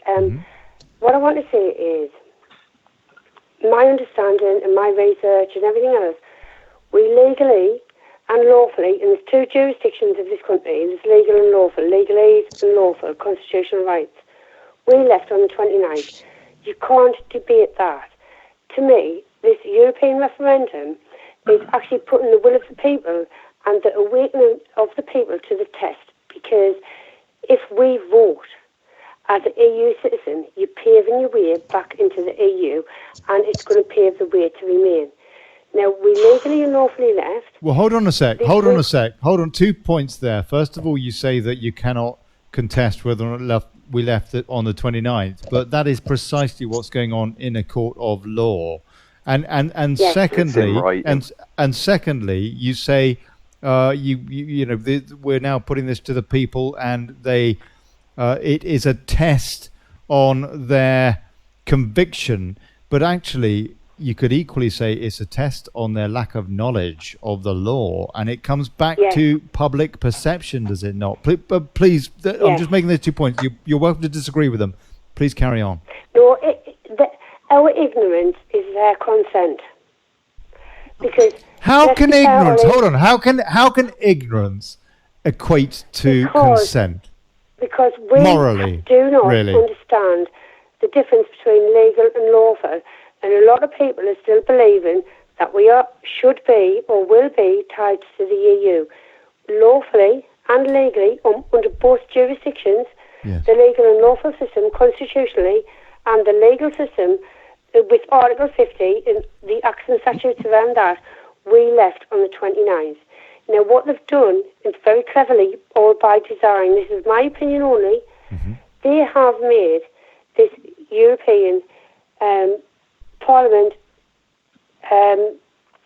vote. And what they're going to do, and it's cleverly by design, and I might be wrong, however, we've now got MEP representatives that they are hoping people are going to vote for. The Remainers will vote, but that's only 48%. Now, if you look at the legislation and the lawfulness, it's unlawful for a start, but if you look at the legislation and legally, if the 48% vote, the Remainers vote for whoever they want. If now, with this new MEPs, the likes of Tommy and Richard Tilbrook and all this, now putting themselves forward for MEPs, which is completely against what we've actually want, and they're not mentioning the real reasons or the real understanding in PESCO and the Lisbon Treaty. Nobody's talking about that. UKIP's not talking about that. That's right. Now, if they put themselves forward, they are going to push up the majority vote. If you look at the legislation surrounding the parliamentary rules and the EU rules and legislation about the votes, if everybody votes for Tommy Robinson or for Tilbrook or for anybody else, you're going to majority, with the Remainers vote, you are pushing up the majority vote and you're paving the way to Remain. It's because our ignorance is going to pave the way forward for them to say, we vote to Remain. It's all by design, Ollie. We know about Agenda 21, we know about Agenda 30, we know about the Lisbon Treaty, and this is really serious. We know about PESCO. Massive, massive issues. Look at France, look at what's going on with the Brexit, look at the support we've had of the French people, and we are supporting the French in this, and Macron and everything else that's going on. This is cleverly by design, and this is why I'm so sceptical about these up-and-coming MEPs who are now declaring they're leaving the country because either they're feeling for their lives or they want a better life abroad in the EU. The big thing I wanted to put across is, if you look at the big picture, Agenda 21, Agenda 30, and I know this might sound conspiracy theory and all that malarkey, but we do know what's going on. If you look at the statistical analysis of the human population and you look at where the 90% of the depopulation agenda that they're trying to impose, these people are blinded. They're blinded by money, in my opinion. Do you honestly think they're going to be one of the 10% of people that's going to remain? Why? If these people are for the people, by the people, are they not on the streets speaking to the veterans about PESCO, speaking about the Lisbon Treaty, speaking about the Barcelona Treaty, speaking about all of these things? This is just my opinion, Ollie. I'm sorry if it doesn't go down well, but I'm just saying this MEP referendum thing is cleverly designed to get, and the MEPs are cleverly or paid or whatever they are, and I'm just speculating here, to push that percentage Remain vote to the tipping point where, and we know the other thing is, you're saying it's a trap. We've had MEPs for years. They've got no voice. We know that. That's right. 700 You're saying, you're saying, Emma, then it is a trap, and by extension of what you're saying that everybody from Tommy Robinson to Nigel Farage to all the Lib Lab con lot to Gerard Batten are all con men. Basically, yes, it's not going to go down well. It'll go down like a lead brake. However, Colin, have a bit of respect, please. It's been doing this for years. Farage is an MEP. He knows he's got no voice. There's over 700 MEPs. There's 28 okay, look, I don't trust politicians by default. Any of them, quite frankly. I've got a couple of them coming on the show this week on Wednesday.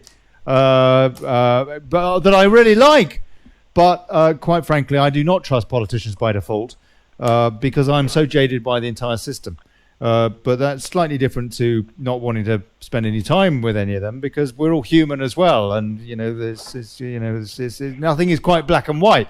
But when it comes to politics, I think it's ridiculous to trust any of them, frankly. So I do sympathise again with what you say there. But the bottom line is surely, and we've got somebody who's called in. I want to ask you this. Who is it that's just called in, please? About 10 minutes ago, actually, and you've been very patient. Who's that? Oh, it's John Hurst. Can you hear me? John Hurst. John, hello there. Yes. Okay, so a question for you, sir. My query here. I hear what Emma says, and she says it very eloquently, as has AJ, given a relatively convincing case until he said that he didn't vote in the referendum, and then I wasn't quite so sure. And there's a bit of a dig to you, AJ. God bless you, mate. And the but my take on all of this is that, you know what, this is irrelevant. The bottom line, revolutions, any revolution that you've ever seen that has been successful has been a question of momentum, not about the law. The law's been irrelevant ultimately.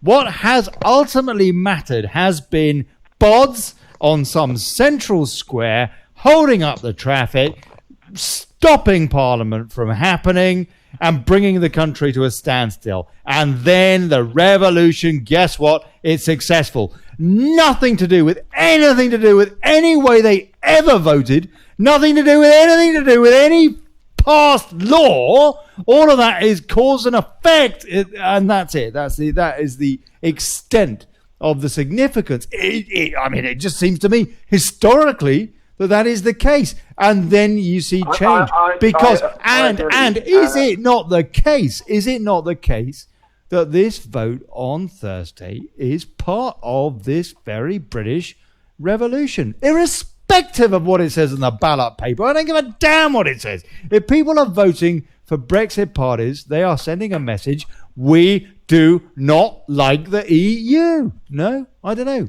John. I agree, Ollie, and I'll tell you, I've been an establishment man most of my life. I've been in the territorial army and the police. The army accepts that no army can suppress a rebellion. When it reaches a certain momentum, the population win. And in policing, we police by consent, and take away the consent, and the policing doesn't work anymore. So I agree. As it happens, our learned ancestors, or our wise ancestors, 300 years ago in 1688, took this into account, and they gave the sovereign a contract, and the contract is binding for all time, because it's passed on by the coronation oath each time we have a new sovereign. And the contract says, you the sovereign, break the law, then we don't have to obey you anymore. And that's the point we've reached. So I agree. So what about PESCO? Can we ask? Well, it's not a lawful order. I've written an essay on that. It's not a lawful order to a soldier to say transfer your allegiance from the sovereign to somebody else. If you've ever taken a military oath, it's Her Majesty, her heirs and successors. There's in actual fact, there's a statute from 1495 which confirms that a soldier can't be penalised for fighting for the sovereign. This is one that's been forgotten in relation to Soldier B that's being prosecuted for Bloody Sunday. And Soldier X and F. But my point is, if we get into PESCO, that we are going to have foreign militants on the street with no allegiance to us, happy to turn their guns. Yeah, well, that's right. That's right. But the police are the organised law enforcement force. There's the hue and cry. This is how law enforcement evolves. Imagine a Saxon peasant, and he's in a village, and somebody steals his pig and runs off with it. He's got a duty to do something about it, and he can call up the hue and cry. Every able-bodied male within earshot is expected to join the chase. When it reaches the parish boundary, the able-bodied males in the next parish continue, and if need be, the sheriff can call up the posse comitatus, and that's how law enforcement is done. And it's exactly the same for defence of the realm. Every able-bodied male has got a duty to fight for the king when called upon, and he doesn't have to wait to be called upon. He should rise up and do something about it, and that's what the militia is about. The last time the militia was invoked was 1939, originally known as the Local Defence Volunteers and then Home Guard, and it's happening again. When a group of men get together and say we're going to resist the Muslim Brotherhood or whatever, the police can't touch them for it, because there are more of them than there are police.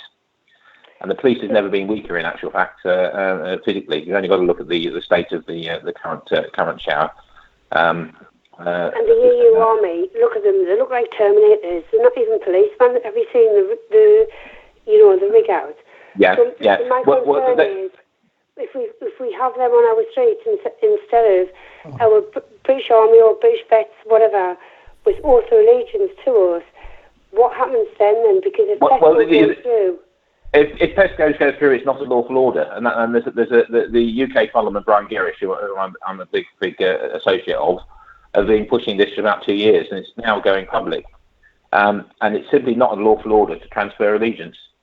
If anyone tries, in the Vietnam War, American troops, if an officer put them in unnecessary danger, they had a tradition called fragging, which was to blow him up with a hand grenade. Flagging. Fragging. Okay. Yeah. And that's taught to British soldiers as an option, because if the corrupt establishment tries to take control of the leaders, the top of the food chain, top of the pyramid, it can never take over the whole mass of the army. The common soldier will not tolerate foreign troops on our soil, and that's the end of it. Good. So somebody that actually knows. Tell the lady about the Marines, how they were developed and what they were developed to defend. You clearly know what you're talking about. Do you mean the US Marines? No, the British, the Marines. Well, I can tell you about the US Marines, and perhaps you can tell me about the British. But my understanding, the Q, you're aware of Q, aren't you? Yes, absolutely. Yeah, indeed, yeah. Well, my understanding is the American Constitution was written by Englishmen. The founding fathers were Englishmen. Right. They had a classical education. They knew that the late Roman emperors protected themselves with the Praetorian Guard. They used to wear black cloaks, apparently. Right. And difficult to get into. You had to be a trained and experienced soldier and trusted. Yeah. So the founding fathers set up the fourth branch of the service in America, the Marines, and the American military oath is to protect and defend the Constitution against all enemies, foreign and domestic. And that's why it was a Marine general in 2015 that rose to the head of the National Security Agency, realised what was going on with the Obama regime, and went to saw Mr. Trump, as he then was, and said, we've got a plan. We either have a military coup and overthrow Obama, or we wait till next year and there's an election and you stand and we support you. And John, that's what's happened. John? What the hell are we going to do if we don't get Brexit and the Lisbon Treaty comes in force? Right. Let me just throw this at you, John.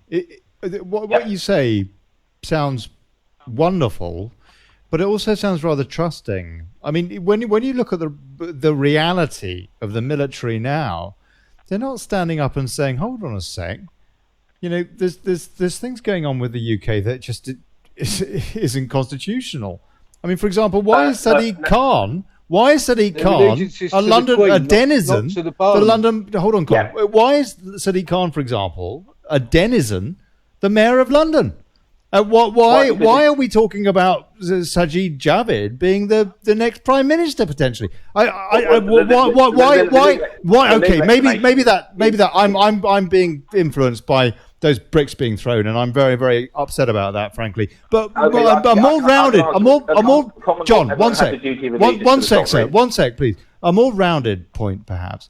Why are the military not standing up and saying, "Hold on a sec, this PESCO stuff is dangerous"? Why did they allow Nick Clegg to stand up there at a debate on ITV against Nigel Farage and to say that the whole idea of military unification in Europe is a dangerous fantasy when it wasn't, and he was lying, and he was the deputy prime minister? Why are we not getting more support from these people who are supposed to be defending the realm? Because senior ranks are subject to blackmail. You don't get to be a senior rank unless you're susceptible and you get blackmailed. That's the problem, though, isn't it? That's the problem. Graham Moore today. Can we trust them then? Can we trust them then to look after our best interests? You can't trust the senior ranks, but the junior ranks, most particularly the veterans.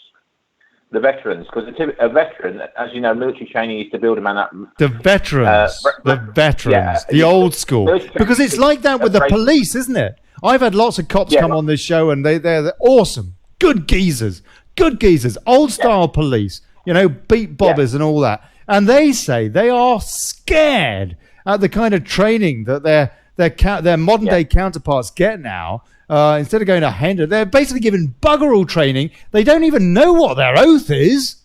These are the actual people that are the rank and file now. Can we trust them either? Well, you can. I retired 11 years ago. I was present during the rise of political correctness. I fought it to the best of my ability. I wasn't as fully awake as I am now, but I can tell you it breaks down after a period of time. The first issue is that a woman can't be a constable. I don't know if you know that, but at common law, a constable is an able-bodied male. So half of the police force. That's under Article 42. Yes, that's right. Yeah. So we've recruited a force which is not a police force, and it's no use to the establishment because they're physically weak, small, and timid compared with the old days. So we don't have a right control capability anymore. We're going to have to use firearms and all the army when it kicks off, and that by definition is going to be a civil war, and they brought it on us. But our firearms have been taken away from us. Well, not all. Yeah, Bill of Rights, haven't you? And so you're saying civil, because I do believe civil war is what is the next phase of this. Yeah. If Q doesn't succeed, yes. Now I'll just mention Graham Moore this very day as circulated a message. What's been established beyond reasonable doubt is that the key to understanding Q is the technical capability of the National Security Agency. So up to 2015, they had a huge amount of data. They had 10 years worth of all worldwide communications in all forms, but only 1% of it had been looked at by humans because the speed of computers up until that point wouldn't allow any more. Then suddenly quantum computers are developed, and it's possible to look at it all. And so all the blackmail material that's been used by the baddies is now known by the goodies, essentially. So we're on the cusp of, for example, Mrs. May was Home Secretary when the plot to spy against Mr. Trump and overthrow him was hatched by GCHQ. Are you aware of that? FISAgate. Yes, that's right. Yeah, that's what that's about. FISAgate broke today. That is, as an aside, that's going to be fascinating in Trump's second term now. Yeah. And rumour has it Mr. Trump is coming over in order to go to the head of the problem, which is the Queen, and put her right on a few things. And so the Queen has absconded, and what we need to think about is that the US was taken over by the Federal Reserve quite some time ago, and Trump is the CEO. Now people can't forget this, and there is a method in the madness and all this, and this is why I keep bringing this up, because the fiat currency system, and obviously JFK and everybody was assassinated because they went against the Federal Reserve and they started to do their own banking system. Okay, can I ask a personal question? How old are you, young lady? I'm 40. 40. Okay, so you're 25 years younger than me. The next generation is waking up. We old crusties that saw political correctness being imposed on us knew something was up. We didn't fully understand it. The next generation, the generation below that, are waking up. And apparently, Generation X, for example, 20-year-olds are far more right-wing than any generation for many years. So the good news is people are waking up. Really, the more LGBTs, in my opinion, they're actually clueless. And this is why they want to bring the voting age down so they can get all these idiots who think that they can't travel abroad. How many people do we need? How many people do we need to wake up? The army did some research on leadership in the First World War. So up until 1916, the armies were volunteers. Then they have massacres on the Somme. Something's got to be done. We've got to have conscription, and they'd run out of officers. So they did some research. Only 3% of the population, male population, are officer material leaders, and the rest will follow. So we've only got to wake up that 3%. So it's not as bad as it sounds. Do you think? But what if we don't get Brexit? What about the Lisbon Treaty? What are we going to do? I believe it'll become apparent to even the dimmest sheep-like person that it's not a good idea to be in Europe. And in actual fact, Europe is collapsing on its own without us, isn't it? That's right. Yeah, that's as an aside, but yes. We're off on a massive tangent here, aren't we? We're here to debate whether we should be sticking it to them or letting them get away with it. I'll tell you what, though, it was a nice tangent. My head was beginning to fry, but you're quite right. Please answer that, John. Okay. Well, I can answer the question. It's a question of the royal prerogative to make treaties. When the Magna Carta Society was founded in 1996, I was a founder member. As a serving policeman, I had access to the Commissioner's Law Library, so I went up and looked at some serious law books, Halsbury's Laws of England, which is the Halsbury's Laws.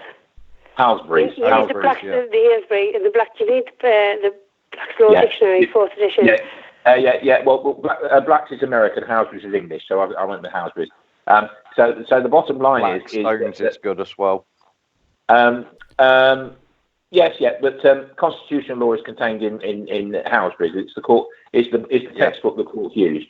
It costs £8,800 a year for a subscription. And do know about the court are now companies, and that they dissolved. Yeah, that's right. Yes. Hold on. So to answer your question, I didn't hear that because you were talking over each other. So carry on, John, please. So the bottom line is the issue with treaties is the sovereign has a royal prerogative. It's a common law power to do things. It can be amended and put on a statutory basis. The sovereign's power to make treaties was tested in 1576 in a case called Nichols against Nichols, and it was confirmed that because the common law prerogative is created for the benefit of the people, it can only be used for the benefit of the people. And what that means is when a treaty with a foreign body such as the EU is no longer to our benefit, then the power to make that treaty is abolished, it becomes void. And that's essentially what the question that was asked of the House of Lords in 1996. And we've also got, just interrupting you quickly, because I am going to go, Ollie, and I'm sorry for interrupting. We're all going to go, darling, in just a few minutes. The Weights and Measures Act that was in Sunderland took place in my hometown. The Weights and Measures Act, which was overthrown by the UK law. Yeah, that's right. Common law basis. Actually, you're talking about the metric markers case. Yes, I'm well aware of it. I am. Lord Justice Laws, paragraph 61 to 63, if you want it exactly. Yeah. So the royal prerogative to make treaties is abolished when it's not in the people's interest. There was a legal decision, a judgment by the House of Lords on the sovereign. She's a member of the House of Lords, and by Magna Carta, she can be put on trial by her peers. In that case, literally her peers. And the peers of the House of Lords decided that membership of the EU was no longer in our interest. Her common law power to make that treaties went. A treaty doesn't have effect within the kingdom unless it's ratified, which means converted into an Act of Parliament. That Act of Parliament was released in 1972. We now know about Mr. Heath being a subject to blackmail because of his murdering children habits. And in any case, the common law rule, as you know, is the king can do no wrong. And that means he can't. He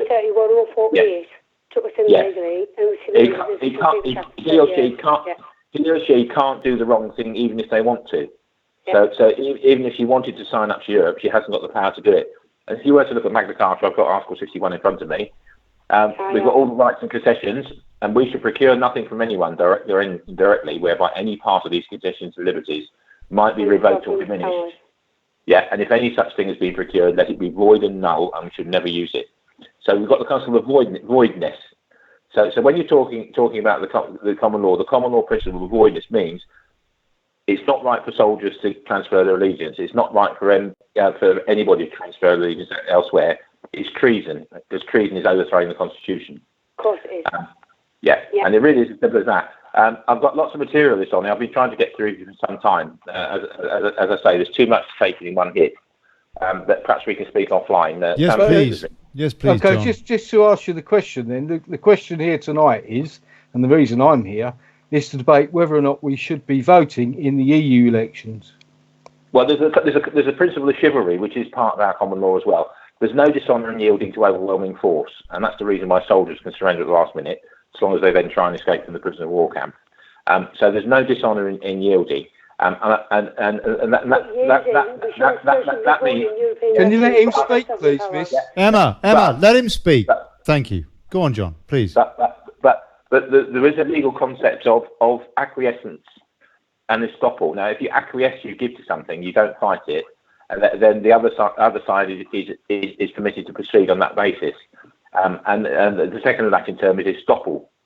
So if you agree to let them get away with something, that's the end of it. It's, for example, it's the reason why you have if you get convicted in a court, you get 21 days to appeal. If you don't appeal within 21 days, it's very difficult to appeal later. Well, this is why we use the procedure to overthrow illegal bailiffs and everything like that, the three-letter procedure.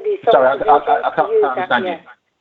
Yeah, I can't understand. Look, hold on a sec, people. Emma, I thought you had to go, darling. Look, I cut off Mark Conway for you, but look, I'm very, very because you've been awesome. I've really appreciated your input here. Don't get me wrong, but I do want to hear John what he has to say here as well. John, will you be voting on Thursday?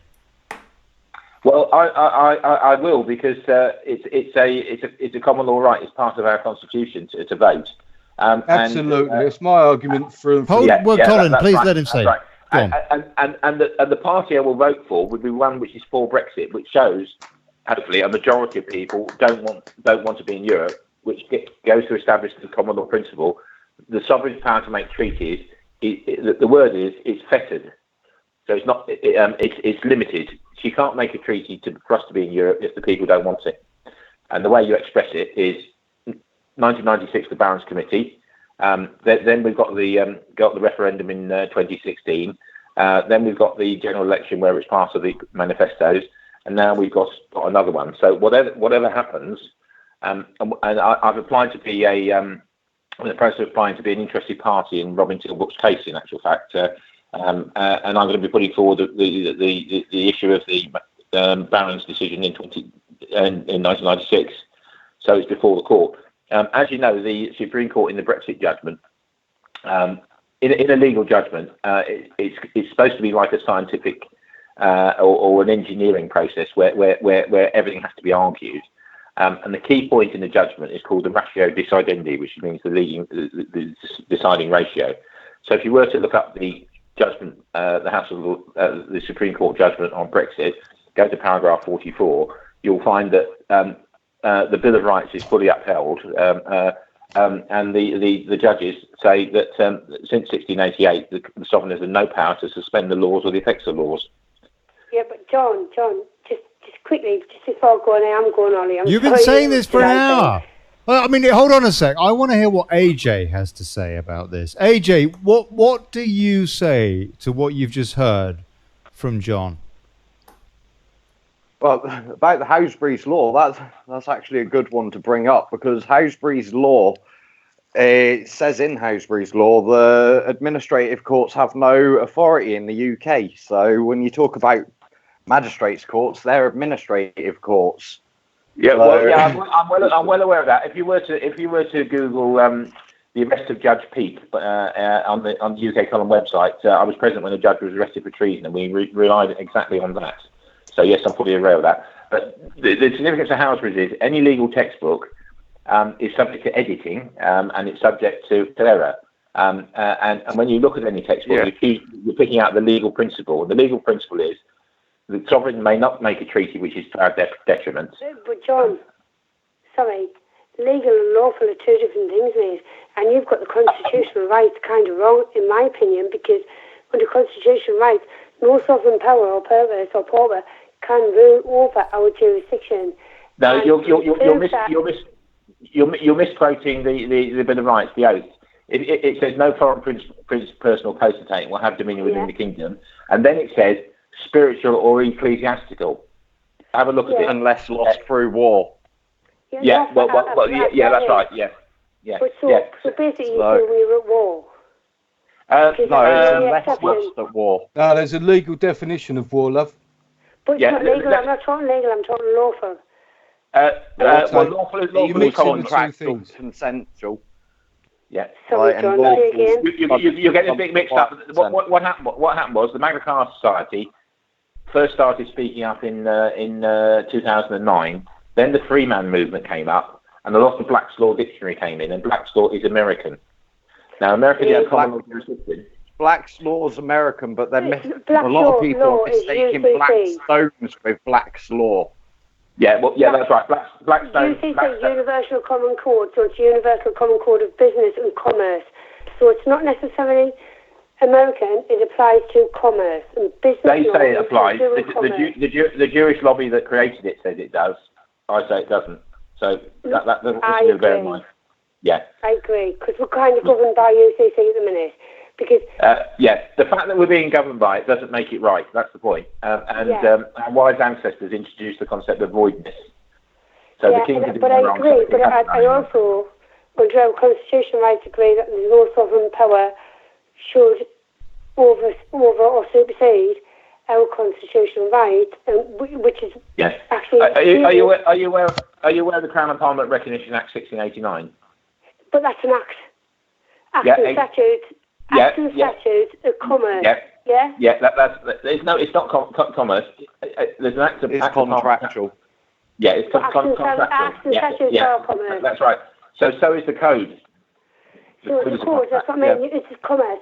And how do you enter into that contract, though? Yeah, so I've never entered into that. Nothing to do with me. I'm a common law free citizen. Exactly. So but when you register to vote and you vote, then you're contracting yourself. I'm contracting. I'm yielding to overwhelming force. Yes, well said. Yeah. Yielding to overwhelming force. Hold on a sec. That is fascinating. Okay, that's fascinating. You're yielding to overwhelming force. And then you have a body of law to deal with duress. It's like self-defense. Just quickly. Like a legal fictional entity. It feels like that, doesn't it? It feels like that. Methinks the Lady Duff protests too much. Yeah, okay. This is the law of self-defense, and as I say, I'm an expert on this. Court certified witness. A crime is two things: it's a physical act and a mental intent. So when you hit somebody to defend yourself, you've done the deed, you've hit them. But if you that's rare, that exactly, that's right. That's right. So yielding to overwhelming force and agreeing to be registered, for example. Can I ask you a question then, John? When are we going to start taking these bastards to court for this psychological damage on an entire nation at the hands of their treason? No, I mean that's what it. I think our nation has been psychologically damaged over the course of the last 40 years. I'll tell you, James Goddard. I'm Mackenzie friending for James Goddard in the Anna Soubry Nazi case, and we made a cross allegation of treason against her because treason is overthrowing the Constitution. Petitioning the Crown for redress agreements, what James was doing, saying, "Look here, you're doing something wrong," is protected by Article 5 of the Bill of Rights. And Anna Soubry, there's an allegation of treason against her in front of the courts at the moment. So it's working. There's also misconduct in public office when it comes to Anna Soubry. For what she said on live TV. People that need sorting out. Be deemed as inciting violence. It's sub judice, so James doesn't want me to issue his skeleton defence. John? If you speak to the court usher when you go to that court and ask for a disclaimer to be heard in the common law, they can't do that because you're standing in the court of commerce and the hiring the rooms. No, I hear what you're saying. I hear what you're saying, but that's not binding on me because I'm under duress. I have to go to and James likewise. Can you ring me personally after we've done this live? Because I'd love to speak to this. Yeah. Okay. There's lots of material, Ollie. What's happened is the original research done and verified by a QC, a man named William Price, who died a few years ago, has been garbled. It's got a bit mixed up. Can I please ask whoever's got the kids in the background there if they could mute their microphone just so that we can hear what everybody else is saying. Thank you. Sorry, please. It's me. I'm going to love you and ladies because I need to get the parent. I'm a single parent with 3 young kids. I'm going to go and get these sorts. Thank you very much for the airtime. It's been a really good, interesting debate tonight. I've loved it. You've all done really well. I love everything. The quickest way to find out is to go YouTube John Hurst, Magna Carta, and I've done lectures in front of huge audiences and that sort of thing. I'm not big-headed, I'm just saying I have. And if you look at those, then contact me via the UK column. Okay? Right. That's wonderful. Emma, thank you very much indeed. God bless you, darling. Thank you. Thank you, Ollie. Much appreciated. Thank you so much. Been great debate. Well done. Brilliant as always. All right. Thank you. Cheerio. Good night, lads. Good night. Yeah. I'll tell you what, it's nice to have a female caller because there's a lot of testosterone on this show. Do you know what I mean? Well, I'm too old to fight now. well, not too old, but you sound pretty chipper, John. Actually, you sound pretty chipper. Stand up for certain things. And my generation, I joined the police in 1978. There was an instruction book, which is internal police procedure, and then there were law books. Now there are Home Office manuals that are written by the Home Office, and exams are marked by the Home Office according to their scheme. So that's how constables don't know anything. John, could I just bring this debate down to my sort of level? I mean, you're clearly learned in what your field. Absolutely. I've got a good memory. Okay, well, I'm your age, and perhaps my memory's not as good. But nonetheless, what you say has been fascinating. But the thing is this: there seems to be an awful lot of people who tend to rely heavily on the Magna Carta, which, although relevant, is in the given circumstance we are now, really becomes irrelevant. The debate here tonight was whether or not we send the message to the bastards in the Commons that we are not pleased with the way they're handling what we voted for in the first place. Now then, these other guests, some of them have not voted ever on any issue. And I was brought up, as you have been, because you're the same age as me, to understand that your vote counts. You cherish your vote. I was brought up to believe, but because we agree to create the lawmakers and then abide by the laws that they create, which is no, actually, the revolution. Now I'm just bringing it down to my level. Yeah. Okay. Okay. So that's how I understand it. Now you'll correct me because I must be wrong. But the thing is this is not about electing representatives to the European Parliament who represent this country, because I agree actually with what AJ said. I agree, and I hope wholeheartedly that we've left the EU, but nonetheless what we're dealing with here is tyranny, and it's about sending a message to Parliament that we do not want what they're trying to make us eat. And I just wanted to see what your quickest way. If you've got a pen, go to YouTube and search for John Hurst, UK RKBA, Right to Bear Arms. And the beginning, our presentation I did about 4 years ago. The first bit talks about the Constitution. The second bit talks about Magna Carta Article 61 and how to vote. And lastly, we talk about the militia system and defence. So, John, I've got John Hurst, UK RBA. If you use DuckDuckGo, none of those evil search engines, and put in John Hurst UK RBA YouTube, RKBA, for example, then it will find that channel. That phonetically, please. Result. Romeo Kilo Bravo Alpha. Thank you. There we go. I've got it. Thank you. Cut long story short, my most recent effort is with Caroline Stevens. And if you don't get us started on her. She put up with me as well, and she said bad things about me, as it happens. In case she's listening, she's an interesting one. She said I was never a policeman. She said I'm a fraud. Really? There you go. I'm wondering what her motivation is. John Hurst Stepping Stones, and I did 3 short presentations aimed at the next generation, because I spent too long on stages talking for hours, and I've tried to cut it down into small bite-sized pieces. So John Hurst Stepping Stones. There we go.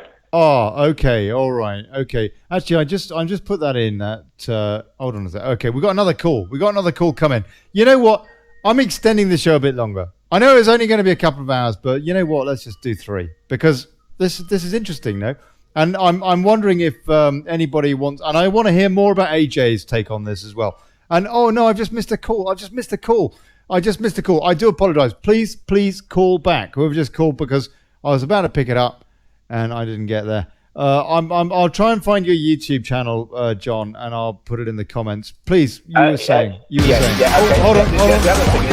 I think I did just find your channel, actually. Go on, you were saying. Sam Phipps has assisted me in creating a Magna Carta website, so Magna Carta Society website, and there's quite a bit of material on there, so you can look for that. Okay, good. Thank you, Sam. Thank you. Right, okay. Oh, blimey. Right. Hold on. Incoming. Let me take this call then. Okay, let's see who this is. Mix it up a bit more. Who's that, please? What would you like to say?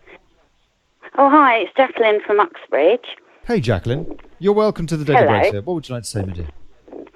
Actually, I just wanted to inform people that might not know about something I found out to do with council tax. It is relevant to the Magna Carta, but it is a little bit off topic with, obviously, the voting. Go on, Jacqueline. Go on. That's all right. Well, you've deigned to call in. I really appreciate that. What would you like to say? Go on. What would you like to say about the Magna Carta? Well, I was in court in February to do with a traffic case, which I used common law on. Not that they took any notice, but the interesting fact I found out while I was there is that Joanne from IBB Solicitors, whilst we were both out having a cigarette, a security guard was asking her actually if she knew anything about the defence that I'd warned them that I was going to be using, because I assumed they'd call security as soon as I started going on about the Magna Carta and everything, and sort of wasn't going to comply, basically. And she informed me that there's been a few cases at Uxbridge Magistrates Court where the ruling has been that people do not have to pay council tax if they're under common law. If you get your pen out, go to YouTube and look for John Hurst, Starve the Beast. There's a 20-minute presentation by me on that topic. John Hurst, Starve the Beast. There we go. I used to work in Uxbridge, so I used to work with IBB solicitors. All right, so you know Joanne possibly then? No, I retired 11 years ago, so it's a long time. Okay. Yeah, that's right. Yeah. So because the barons in 1996 confirmed the Queen was out of order, Article 61 says we're required to distrain and distress the sovereign in every way, and that includes withholding tax. Absolutely. The first point we proved is that Magna Carta is a statute. It's on the statute book, but it's not an act of Parliament. It's a peace treaty. Now, Parliament has the power to amend the common law and make and unmake acts of Parliament. But because it has no input into the peace treaty known as Magna Carta, it has no power. And it's the same for the Bill of Rights. The Bill of Rights is a peace treaty, nothing to do with Parliament. And you'll see in my presentations how I explain that. So I'm glad we're winning. It's happening up and down the country, I understand. And of course, this is the non-violent way of resisting. Yes, but unfortunately, too few people, one, have the courage, and two, have the knowledge to actually do it. And they're very deceptive, and they use a lot of trickery. For example, my magistrate held a recess and then came back in, and then came back with a different hat on. That's right. I've been to the High Court in Cardiff last year, and they confirmed that the Local Government Act 1992 came about as a result of the poll tax riots in 1992. And I'm old enough to remember them. What it did was the Local Government Finance Act 1992 repeals a magistrate's court's power to inquire whether a council tax claim is valid or not. So the magistrate, by Act of Parliament, it's a rubber stamp exercise. The magistrates have no power to ask whether it's owed or not. So an official goes into court and says, "Can I have 6,000 liability orders, please?" They do them in bulk. Okay. And the magistrate says, "Rubber stamp, job done." Now, the only way that can be converted into something that can be enforced against you is by going to some other court, for example, bankruptcy or try and imprison you, or attachment of earnings order. And in those courts, you can have your argument. So you can get rubber stamped in the magistrate's court, but when they take you to a different court, then you get your day in court and you can argue. This is something that old Witchy Woo talks about a lot, isn't it? Now, I don't want to go any further off topic with this because we've got this big election on Thursday, and I know that Gary Clark. But Jacqueline, I do want to ask you, please. I want to ask your opinion, so please hang about just for a sec. We had Gary Clark. I see that Gary's popped in on to watch the show, and I appreciate that. I'd like you to call in, Gary. I want you to hear some of what John Hurst has been saying, and to give us your opinion on this. We've got AJ here, God bless him, who's been very, very patient. Actually, I want to get his opinion again in a minute, and we've got Colin Duff as well. We've had Emma Ward, who's been very, very eloquent, bless her, despite not having the best telephony. In giving us her opinion and telling us her side of things, and we've had one or two other folks. Well, we've had Mark Conway as well, who's been very patient too. Everybody's been very patient. And now, look, I would like to know, Jacqueline, what you are intending to do. Have you been listening to this debate about whether or not to vote on Thursday? I joined quite late on, actually, unfortunately. I'm a bit annoyed that I didn't get to hear the whole thing. It's all right. It's all right. That's because I was on YouTube, not on Facebook, so I didn't actually get a notification. No, that's right. For some reason, YouTube decided not to broadcast tonight, so we're only going on Facebook tonight. I don't know why. If it's not problems with Clegbook, it's problems with Facebook. I don't know. But so what are you? YouTube are probably worried that you're going to discuss the Tommy Robinson incident. We did. To be censoring everyone. Yeah, it was absolutely disgusting seeing those bricks being flown by the Muslim Defence League. I'm in two minds, to be honest, whether to vote or not. Yeah, why? One, because I've been researching the Magna Carta and common law, and I've read and watched a lot of live videos from the Dragons, who I think are very informative, with knowledge that I didn't have. I've also been I'm a part of the Common Law Court website, although I haven't been on there recently to see if there's any new developments. So I'm not as knowledgeable as perhaps John Hurst or anyone else would be. So I'm in two minds, to be honest with you. Half of me is like, it's a trick, don't fall for it, don't risk our Brexit. But then I can also understand the other points that are being made, not about our MEPs having any power, but to send a message. But I think they've already had the message, you see, after the Leave vote and then all the demonstrations. I just think they're completely, committing treason, basically, and they're just subverting the will of the people. Can I just come in, Ollie? I absolutely agree with what you just said. But the thing is, if those other votes were pressure, what you mustn't do is you mustn't let the pressure go. You've got to keep up the pressure. If we don't vote to send them the message that we want to hear, the Remainiacs will be voting. They won't be listening to this because they're not concerned with Magna Carta. They're not concerned with the constitution of this country. It doesn't concern them. They want to remain subservient to the EU. So what happens is, if we don't vote and send that message back to Westminster, the Remainiacs vote for the likes of Vince Cable and his merry men. And then if they gain momentum, which is a word Ollie used earlier, we lose the momentum, and therefore we start to lose the argument. And I think at the moment, the way it stands now with the Brexit Party is we are actually winning the hearts and minds. We're winning the argument, because every time you come up against the Remainer now and ask a question, they can't give a good answer. So what they do is they start accusing us of being racist, blah, blah, blah, blah, blah, blah. So what we need to do is we need to keep the pressure up. We need to make them understand, as well as Parliament, that we are not going to put up with it. And I'm afraid to say that by not voting on Thursday, you're sending the wrong message. But as I said earlier, I don't agree with not voting, but I would defend to the death your right to do it, because I am a Democrat. Right, I agree. That's why I'm so torn. Well, it's good, but you need to discuss it with yourself and come up with the answer. I've been doing that since they delayed Brexit, because I just feel no matter what we do, they are determined to keep us in by hook or by crook. I mean, look at the violence and all the unlawful things our own police force are doing. Okay, well, if that's the case, then what if you don't vote?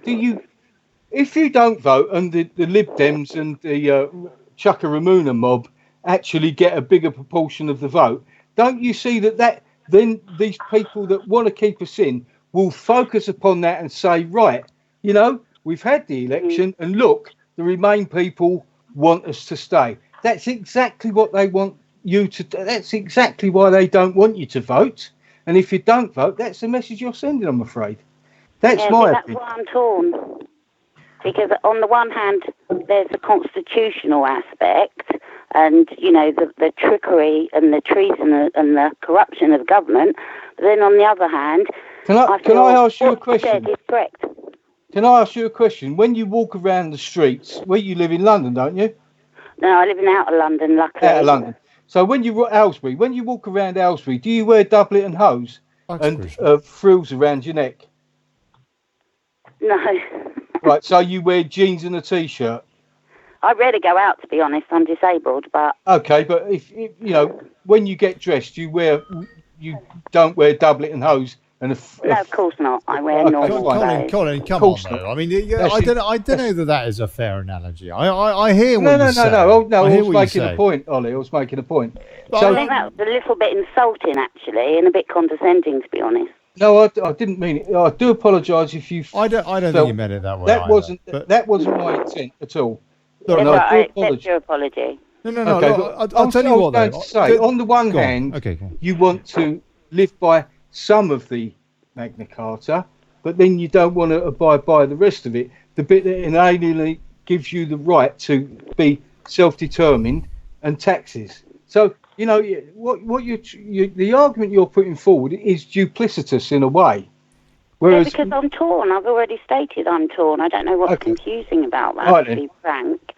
Right. I mean, I did actually phone and ask to deregister. I felt so strongly about it last week. But after listening to the various points brought up this evening, the ones that I've caught, it is a confusing double-sided sword, to use that as a metaphor. Mm-hmm. Right, okay. If you were I used to be a gambling man, but I'm not so much these days. But if given the choice between the two sides of the argument, I would have to err on the safe side by using my vote to send a message to Parliament. This is the problem, though, Colin, isn't it? I'm afraid you're not sending any message anywhere. Well, that's true. You're sitting on your hands. You're sitting on your hands. You're not sending a message. But on the other hand, I think that the Constitutionalists, in fairness, would say that the safe thing to do is not to take part. I mean, I can empathise on both sides of this argument. I personally think... Ollie, are you going to vote on Thursday? No, because in Spain, no MEPs are anti-EU. So if I was you to were vote in this country and living here, would you vote on Absolutely, 100%. And I wanted to, and I tried to. And I do vote in the UK for general elections, and in the referendum I was allowed to as well, and did. But I'm not allowed to vote in local elections, and apparently I'm not allowed to vote in the EU elections in the UK. It has to be where I am resident. And in Spain, they are an absolute shower. There is no representation, because in fairness to Spain, I mean, they're representing their people. They've had all the British money.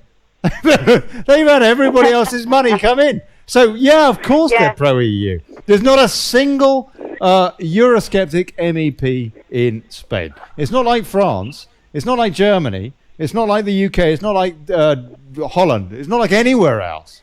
They've got no problems with the migration because the sea is too dangerous to cross. Where the Mediterranean meets the Atlantic, it gets pretty choppy. And so very, very few migrants come in by boat, except when the Spanish now are beginning to pick them up, since Salvini correctly said, you know what, we're not having any of that crap anymore.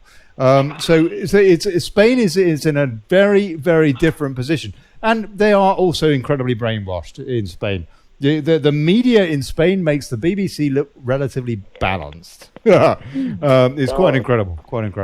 But and that's despite the fact... I might have to retire to Italy then. That's despite... Well, also, Jacqueline, that's despite the fact that the unemployment rate is through the roof for the under-40s, under-45s in Spain, about 40%. In Andalusia. Oh, it's desperate. It's been like that for about desperate. 8 My years aunt now. lives out 10 there, years. and I love southern Spain, but you cannot move out there only to retire unless you have money. Yeah. Unfortunately, Ollie's rich. Unfortunately, well, I'm not actually. Unfortunately, the expats, all of the or the migrants. I mean, I'm still patriotic. Yeah, so.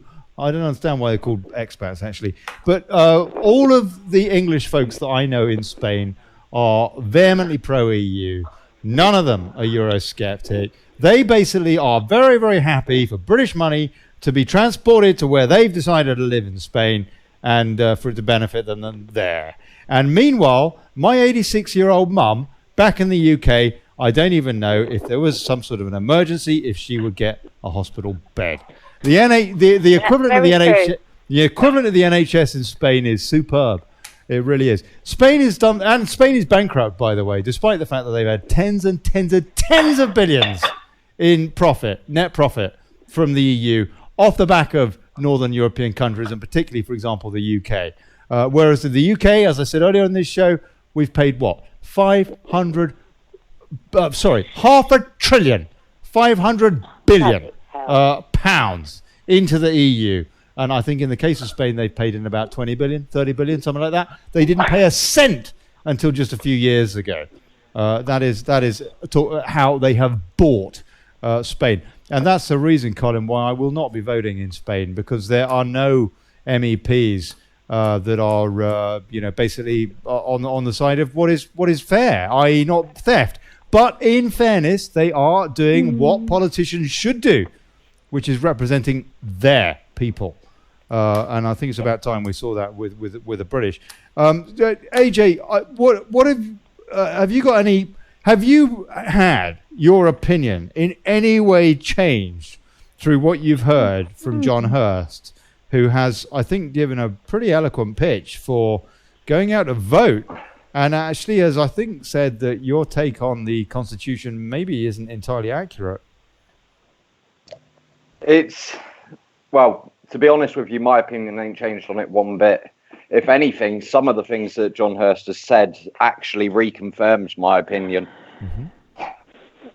It literally is a case of the argument of using it as a protest vote. Well, you could do the exact same thing via not voting protest, but it's one of your rights that you can vote, and everyone's got to make their own opinion up on whether they want to or not. But the basics issue of it is you're contracting yourself back into the EU, which is a foreign nation that for the past 10 years has had 60% of the actual political power over us, which is against our constitution, because I don't ever remember losing a war to the EU. Ollie, can I ask AJ a question? Please do. Yeah. AJ, sorry, mate. Do you think any of the people that voted to Remain and the people that are going to be voting for Remain parties in the EU elections give a damn about your view? To be honest with you, no, because the Remain side, they're going to do what they want to do anyway, regardless. Exactly. And if they let him finish, Colin. Let him finish. That's my point exactly. Colin, let him finish. That's please, their own AJ. will.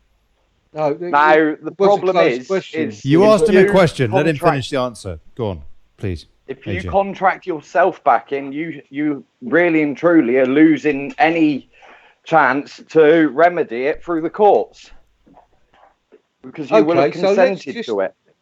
Let's just say you're absolutely right, and my side of the argument is completely wrong. So all of a sudden, nobody votes for parties that want to leave the EU. What does that leave us? That leaves us parties that want to remain in the EU. And all of a sudden, 100... Well, pretty much. They have no power in the EU. Colin, you just froze. Colin just froze. Colin, are you all right? He's been petrified. That's that Nick Clegg bloke, isn't it? He's petrified Colin. Oh, Colin, come back. All is forgiven, sir. All is forgiven. Okay, what's your take on that, John? What's your take on what AJ says? I know we're going round a little bit in circles here, but I do want to try and thrash this out as much as we can tonight. He's gone. I'll tell you what, did everybody go when I took a pee or something? I had to go take a pee, by the way. No, I'm still here, listening patiently to what's being said. Right. Okay, good. Thank you. Right. Well, I bet Colin is probably ranting on. He's probably doing a right good rant, and he doesn't realise that nobody can hear him. He's probably really getting into it now and having a good time.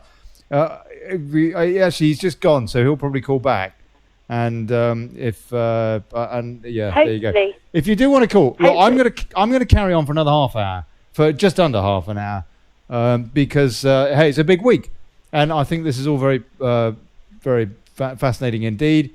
And just so that you know, a bit of an idea on what's going on this week on Daily Brexit. Tomorrow, got a big debate about the DONT voting system, the PR system. PR is not representational at all, is it? That they use for these EU elections.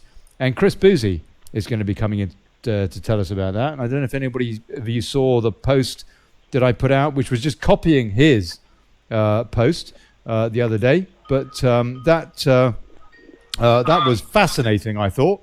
And so Chris Boozy, God bless him, who used to be a kipper. I don't know whether he still is, I'm not sure.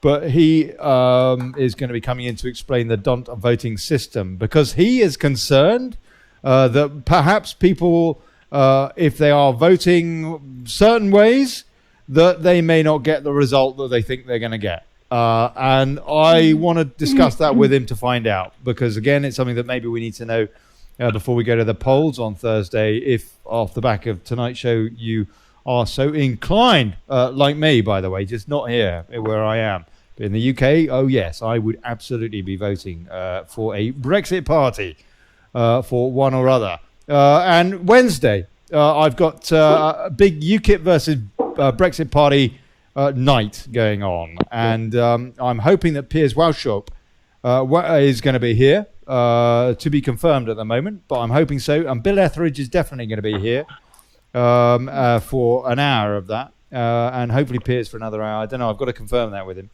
But so that's on Wednesday, and then on Thursday we've got the election itself. Yeah, and so I don't know. Maybe we'll just, because there won't be any votes in during at least until, I don't know, Friday morning. Frankly, there'll be nothing, and so it's going to be a bit of a kind of a quiet before the storm. It's a bit like a hurricane, where you're right in the middle, in the eye of the storm.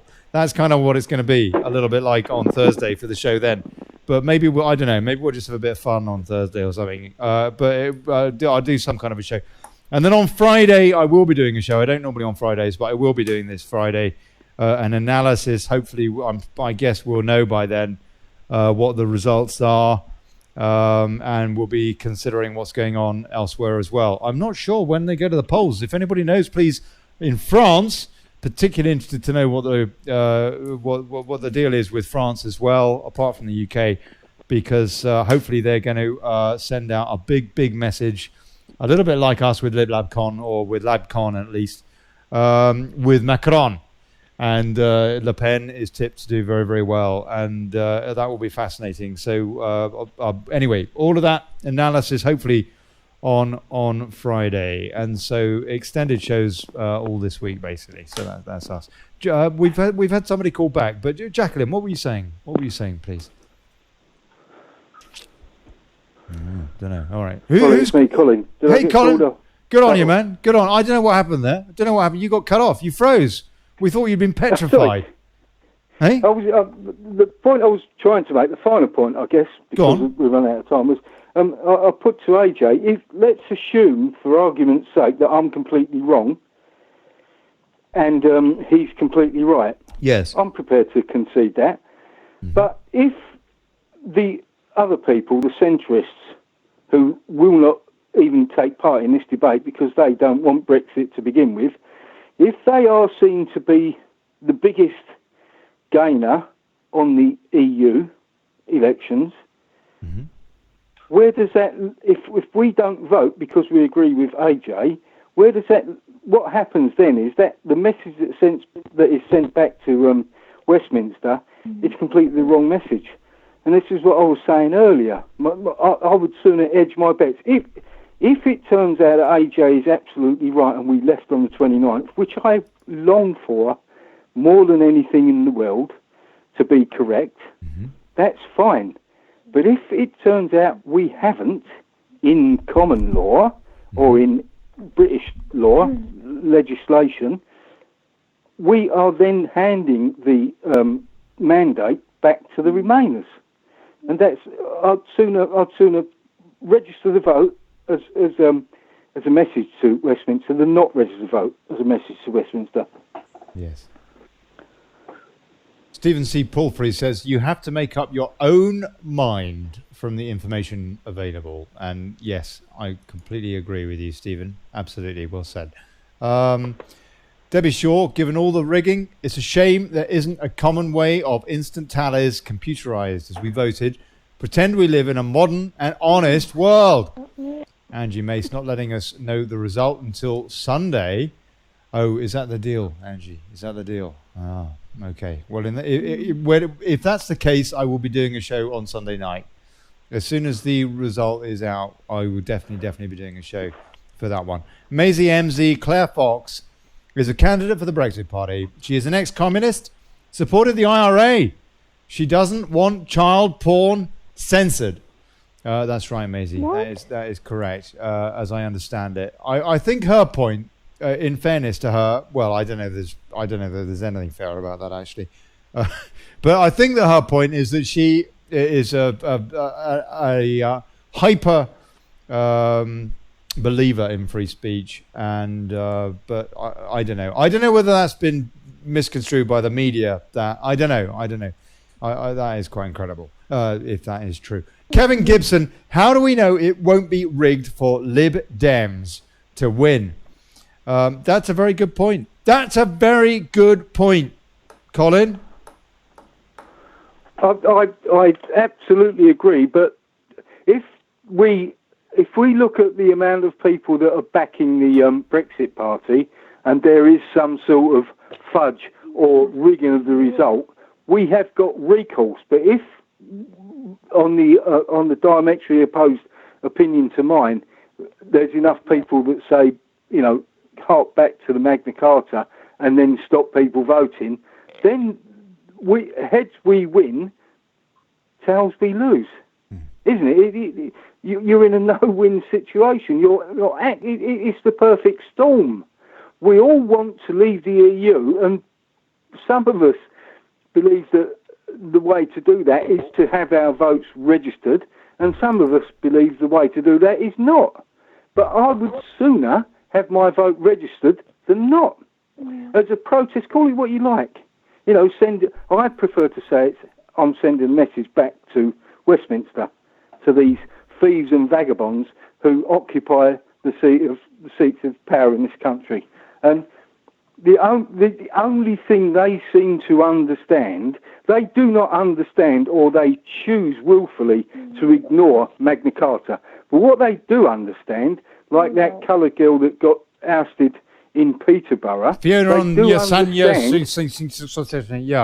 understand that the vote that people give them counts.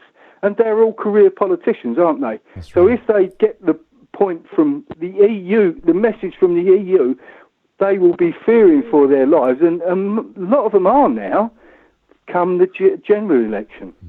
Yes. That's my whole point.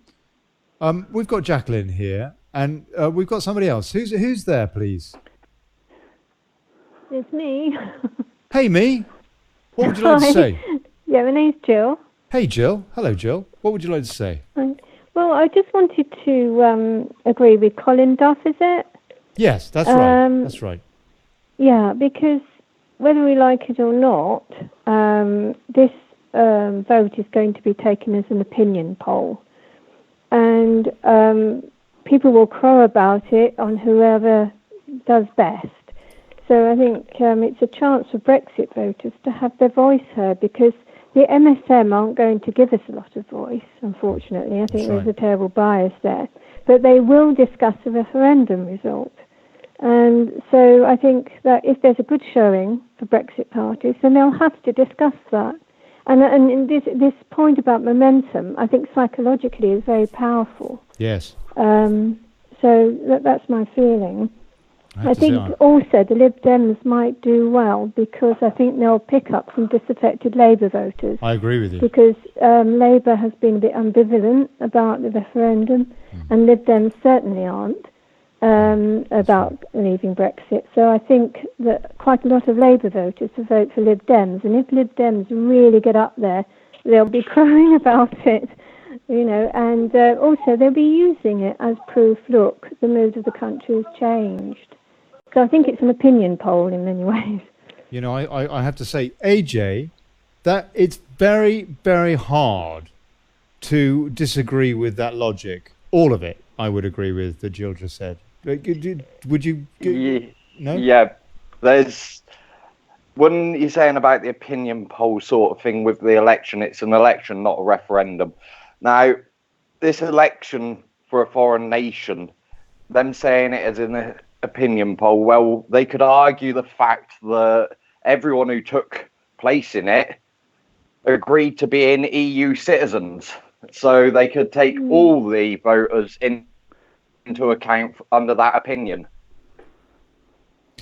Quite frankly, that's very likely to be the case of what they will do, because it wouldn't, in a court of law, the court would see what's written on their polling card as to be what you were consenting to be in at the time.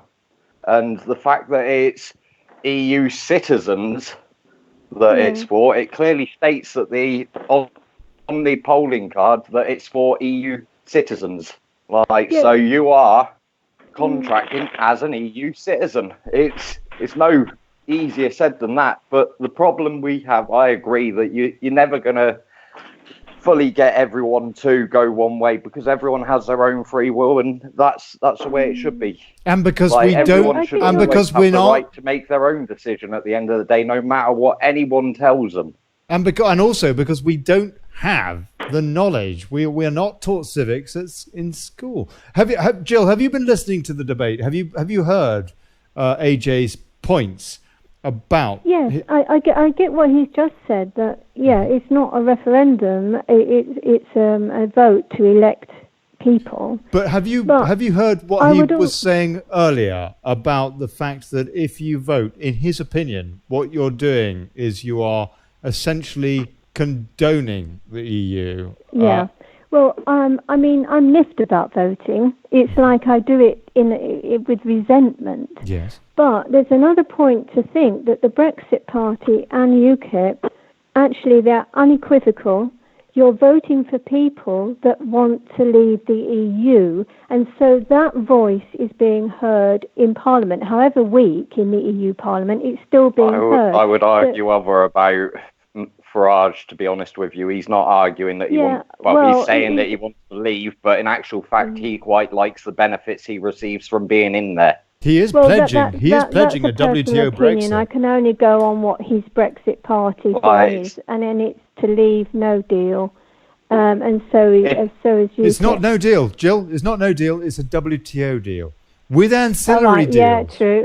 With ancillary deals. WTO's no better than what we've got. It's essentially kicking the can down the road. WTO is. If you ever look into WTO rules, you'll find that it's another institution. Now, what we actually need to do is leave, no deal, and make our own deals. That would be the ideal situation. But WTO deal that's what a lot of people thought they were voting for, because in the referendum, it was a case of it was made to remain or go WTO, unfortunately. Just a sec. It was actually clearly stated by Cameron in the referendum in 2016. We were to leave the common market, to leave the customs, trade customs union, and to leave the ECJ, which they have been very quiet about the ECJ ever since, because the thing with the ECJ is they're relying on the ECJ's jurisdiction, like to save their own skin, because under English law, there's a lot of people in Parliament that are complicit in treason. Matt Waterhouse is saying... We're never going to prove that. Now, hold on a sec. We can only work within the parameters that we've got. Matt Waterhouse is saying... already what we're given. Treason and the complicity is already proven. It's there. Like the Ted Heath case. Yeah. Every member of Parliament since we were signed into the EEC has been complicit. I agree. Say that twice or three times tonight. Yeah. But where has anybody taken him to court? Where is the proof that happened? This is it. How are we as just normal Joes who get up in the morning, go to work and come home at night after a day's work? How are we going to prove that? Nobody stood up to be counted on that, okay? So what we have to do is we have to work within the system that the crooked bastards give us to work within. And the only thing they understand is if they lose their seat in a vote. And if you don't vote, you've got no say whether or not they lose their seat. And now expand that to the bigger, wider world. If we don't send them the message that we want them to hear, they will not hear it. In fact, if we go the route that you suggest, the other mob that want to remain are going to be the biggest thing, and then that proves their argument. So actually, your argument is roundly self-defeating. Also, it isn't, because in actual fact, the battle is not in the European Union. It never has been. The actual defining laws that will take us out of the European Union are English law. SW1. And our So you keep Constitution. saying, but where's your proof? Now, Where's your precedent? where's the proof How written is that into going to it? happen? It's not. If it was going to happen, my old friend, it would have happened by now. It would have been done. It's over with. But we are not. In common law, we're out. But in judicial law, we are still in. And that's what we have to work within. In judicial legislation, which isn't law, it's policies given force of law via the consent of the governed. Now, they are called acts and statutes for the very reason that they are not laws. Law is common law. I didn't want to have to say this, but hold let me on, just bring this down Colin. to sort of a little bit of a split thing here. If I'm going to who am I going to believe, you or my government? Well, if And who are the majority of people going to believe? You or You my definitely government? shouldn't believe the government. That They really shouldn't would believe be. the government. That would be That very wasn't silly. the question, was it? I asked you, who are they going to believe, you Oh. or the government? Okay, sorry. the Whether they information's all should there. believe the government or not is not the question. Okay. Right. Oh, blimey. I had a point as well. There was a very good point. Matt Waterhouse just pointed out quite rightly, WTO has no political power over nation states. AJ. Exactly. AJ? Nation states are federal. It's a case of nation states aren't countries. What they're trying to do with us in being in the EU is trying to turn us into a nation state and dissolve our country. That's right. Now, But we would that funding point. the EU. That point is about leaving on WTO rules. It's a default system that a whole bunch, dozens of countries around the world trade on. More people trade on that than any other agreement. And there is it's a mattress. It's a comfort zone, and then you can build exactly, and then you can. What it should be used as. So I don't see what the problem is with that. Is there a problem with that? Joe Blogg says yes. WTO is an institution we set up and goes off the Commonwealth rules, rather than the protectionist rules of the EU bureaucracy. I mean, that is the other thing, isn't it? That is the other thing we should surely be building up the Commonwealth, and plus, I would have thought we have various responsibilities there that are genuine responsibilities that can be for everybody's benefit as well. I would have thought. Arthur Burton, I shall post this for the last time. And Arthur, finally, I'm going to read it, sir. I contacted the Electoral Commission over this matter, and they referred me to the office that Ollie Robbins works from, the Cabinet Office. Here is the email address if you wish to send them similar. Make sure you get your email off pretty quickly, though. It would be nice to engulf them. Email, contact address, public correspondence at cabinetoffice.gov.uk. Dear sirs, I am contacting you to let you know that I do not recognise that we are any longer in the European Union, as we left on the 29th of March 2019. If I decide to cast any vote in the EU election, it will be under great protest and without prejudice. Please keep this information. Colin, please don't interrupt. Please keep this information in your records, as I am a UK citizen and not an EU one. Kind regards. Comment is pinned, Arthur Burton. That is definitely the most valuable comment, more than anything I put up. Anyway, John Middleton, Incorporated Corporation Company, as a whole landlord, invisible friend, helping you out throughout your life. And Jones Nigel Farage boasted publicly today that he intends becoming PM. And Yeah, David Laddie. We know they have committed treason. Here, mate, go down and kick them out under common law then. And Colin Munro, that's the last thing we need, Anthony. I don't know what he's referring to there. Debbie Shaw, don't you just love the media stories that Westminster has lost or shredded or locked up evidence? And John Middleton did work until that dead name involved in my life. Jamie Mitchell, can we not do both? Get them in a pincer movement. And I would have thought that's the point, really. I mean, you just got to... This is a battle on multiple fronts now, no? AJ? I think we pretty much covered it as it is. It's, to be honest with you, I can't see it's a win-win. You're not going to win either way with this. It's at the end of the day, the government, until the people stand up and actually show the will of the people, we're not actually ever going to get any change whatsoever. The government will just continue to be tyrannous, and they'll continue down the path that they're going.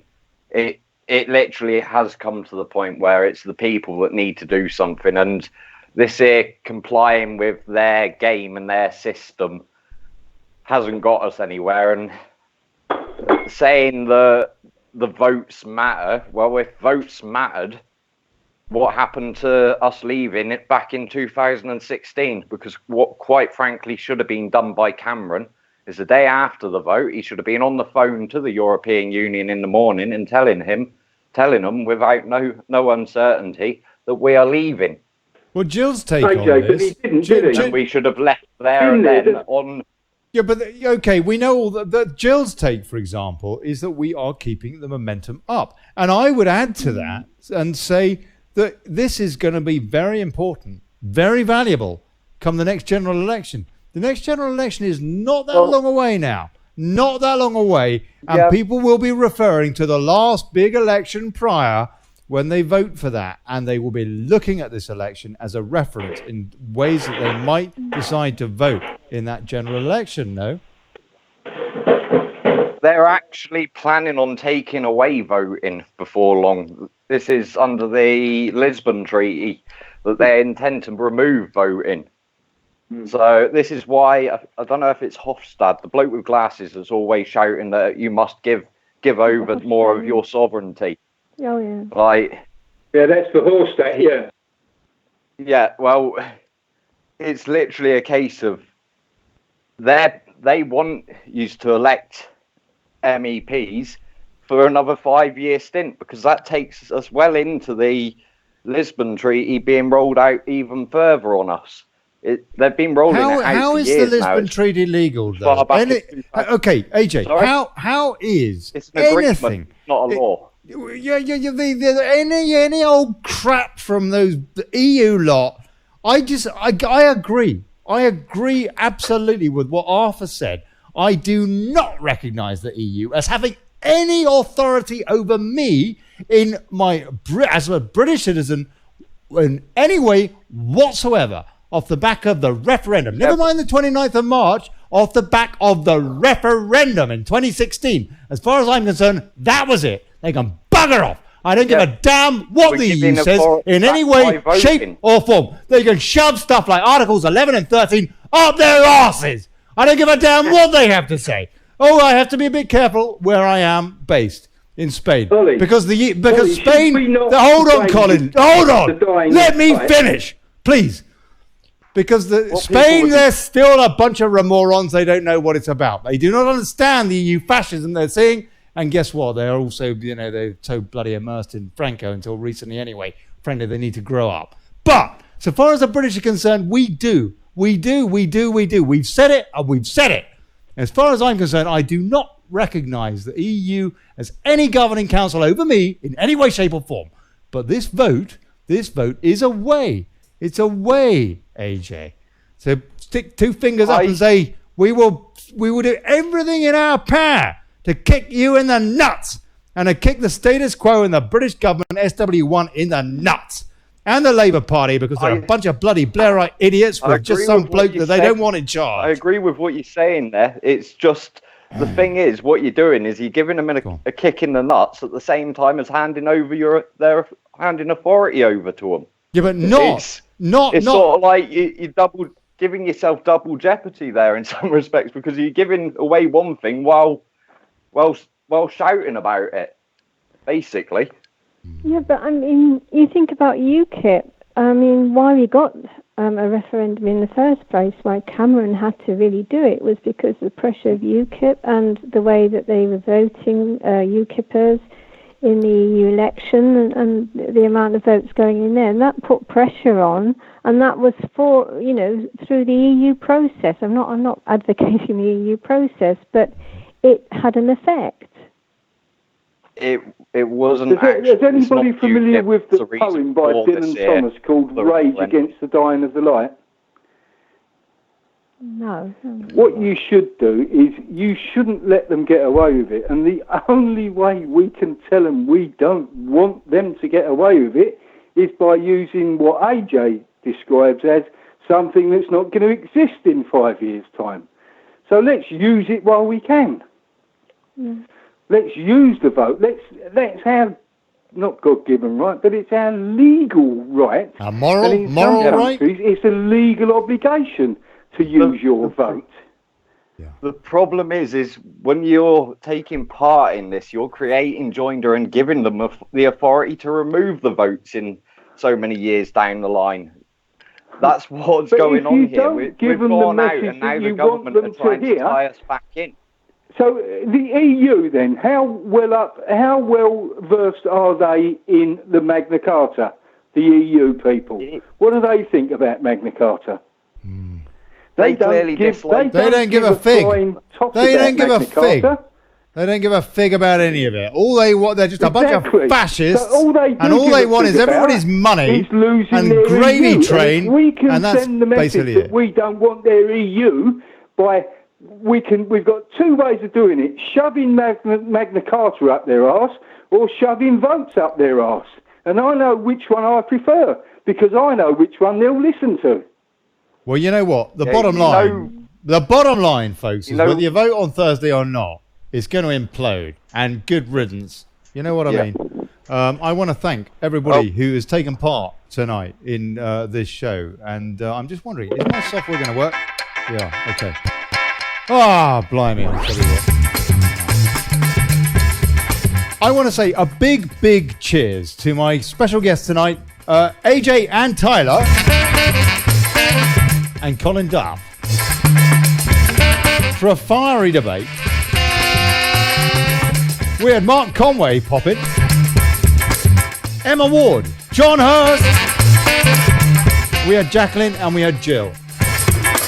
Thank you very much. Thank you, everybody. Thank you so much. You know what? 3 hours. We were beginning to go around in circles a little bit. If you haven't heard the arguments, refer to the first hour of the show, and you'll basically get them in there, plus the odd round.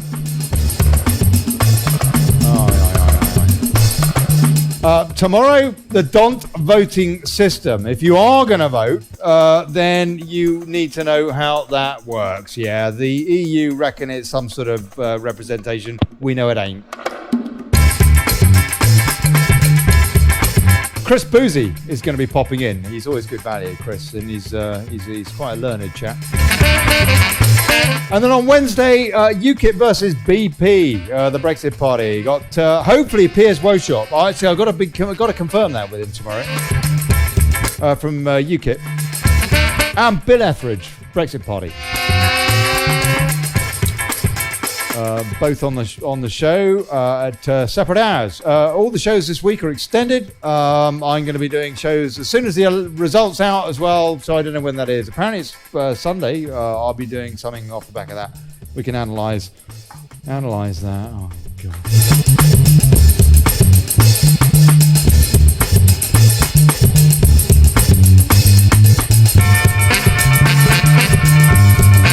Big cheers to everybody for taking part tonight. Thank you so much for all your comments and everything. And I just want to say, you know, whether ultimately whether you vote or you don't vote, and frankly, personally, I hope you do. I am biased, but look, I do. Well, I'm not biased. I just think it's the best way. But it's up to you. I'm just a very opinionated, provocative old bastard. Let's face it. He says, choking on his beer. But yeah, there you go. Okay, if you can help the show, please do. PayPal.me/Brexit. Thank you. God bless you. Here's to us and bugger plutocracy. Yeah. God bless you. Ciao. 99.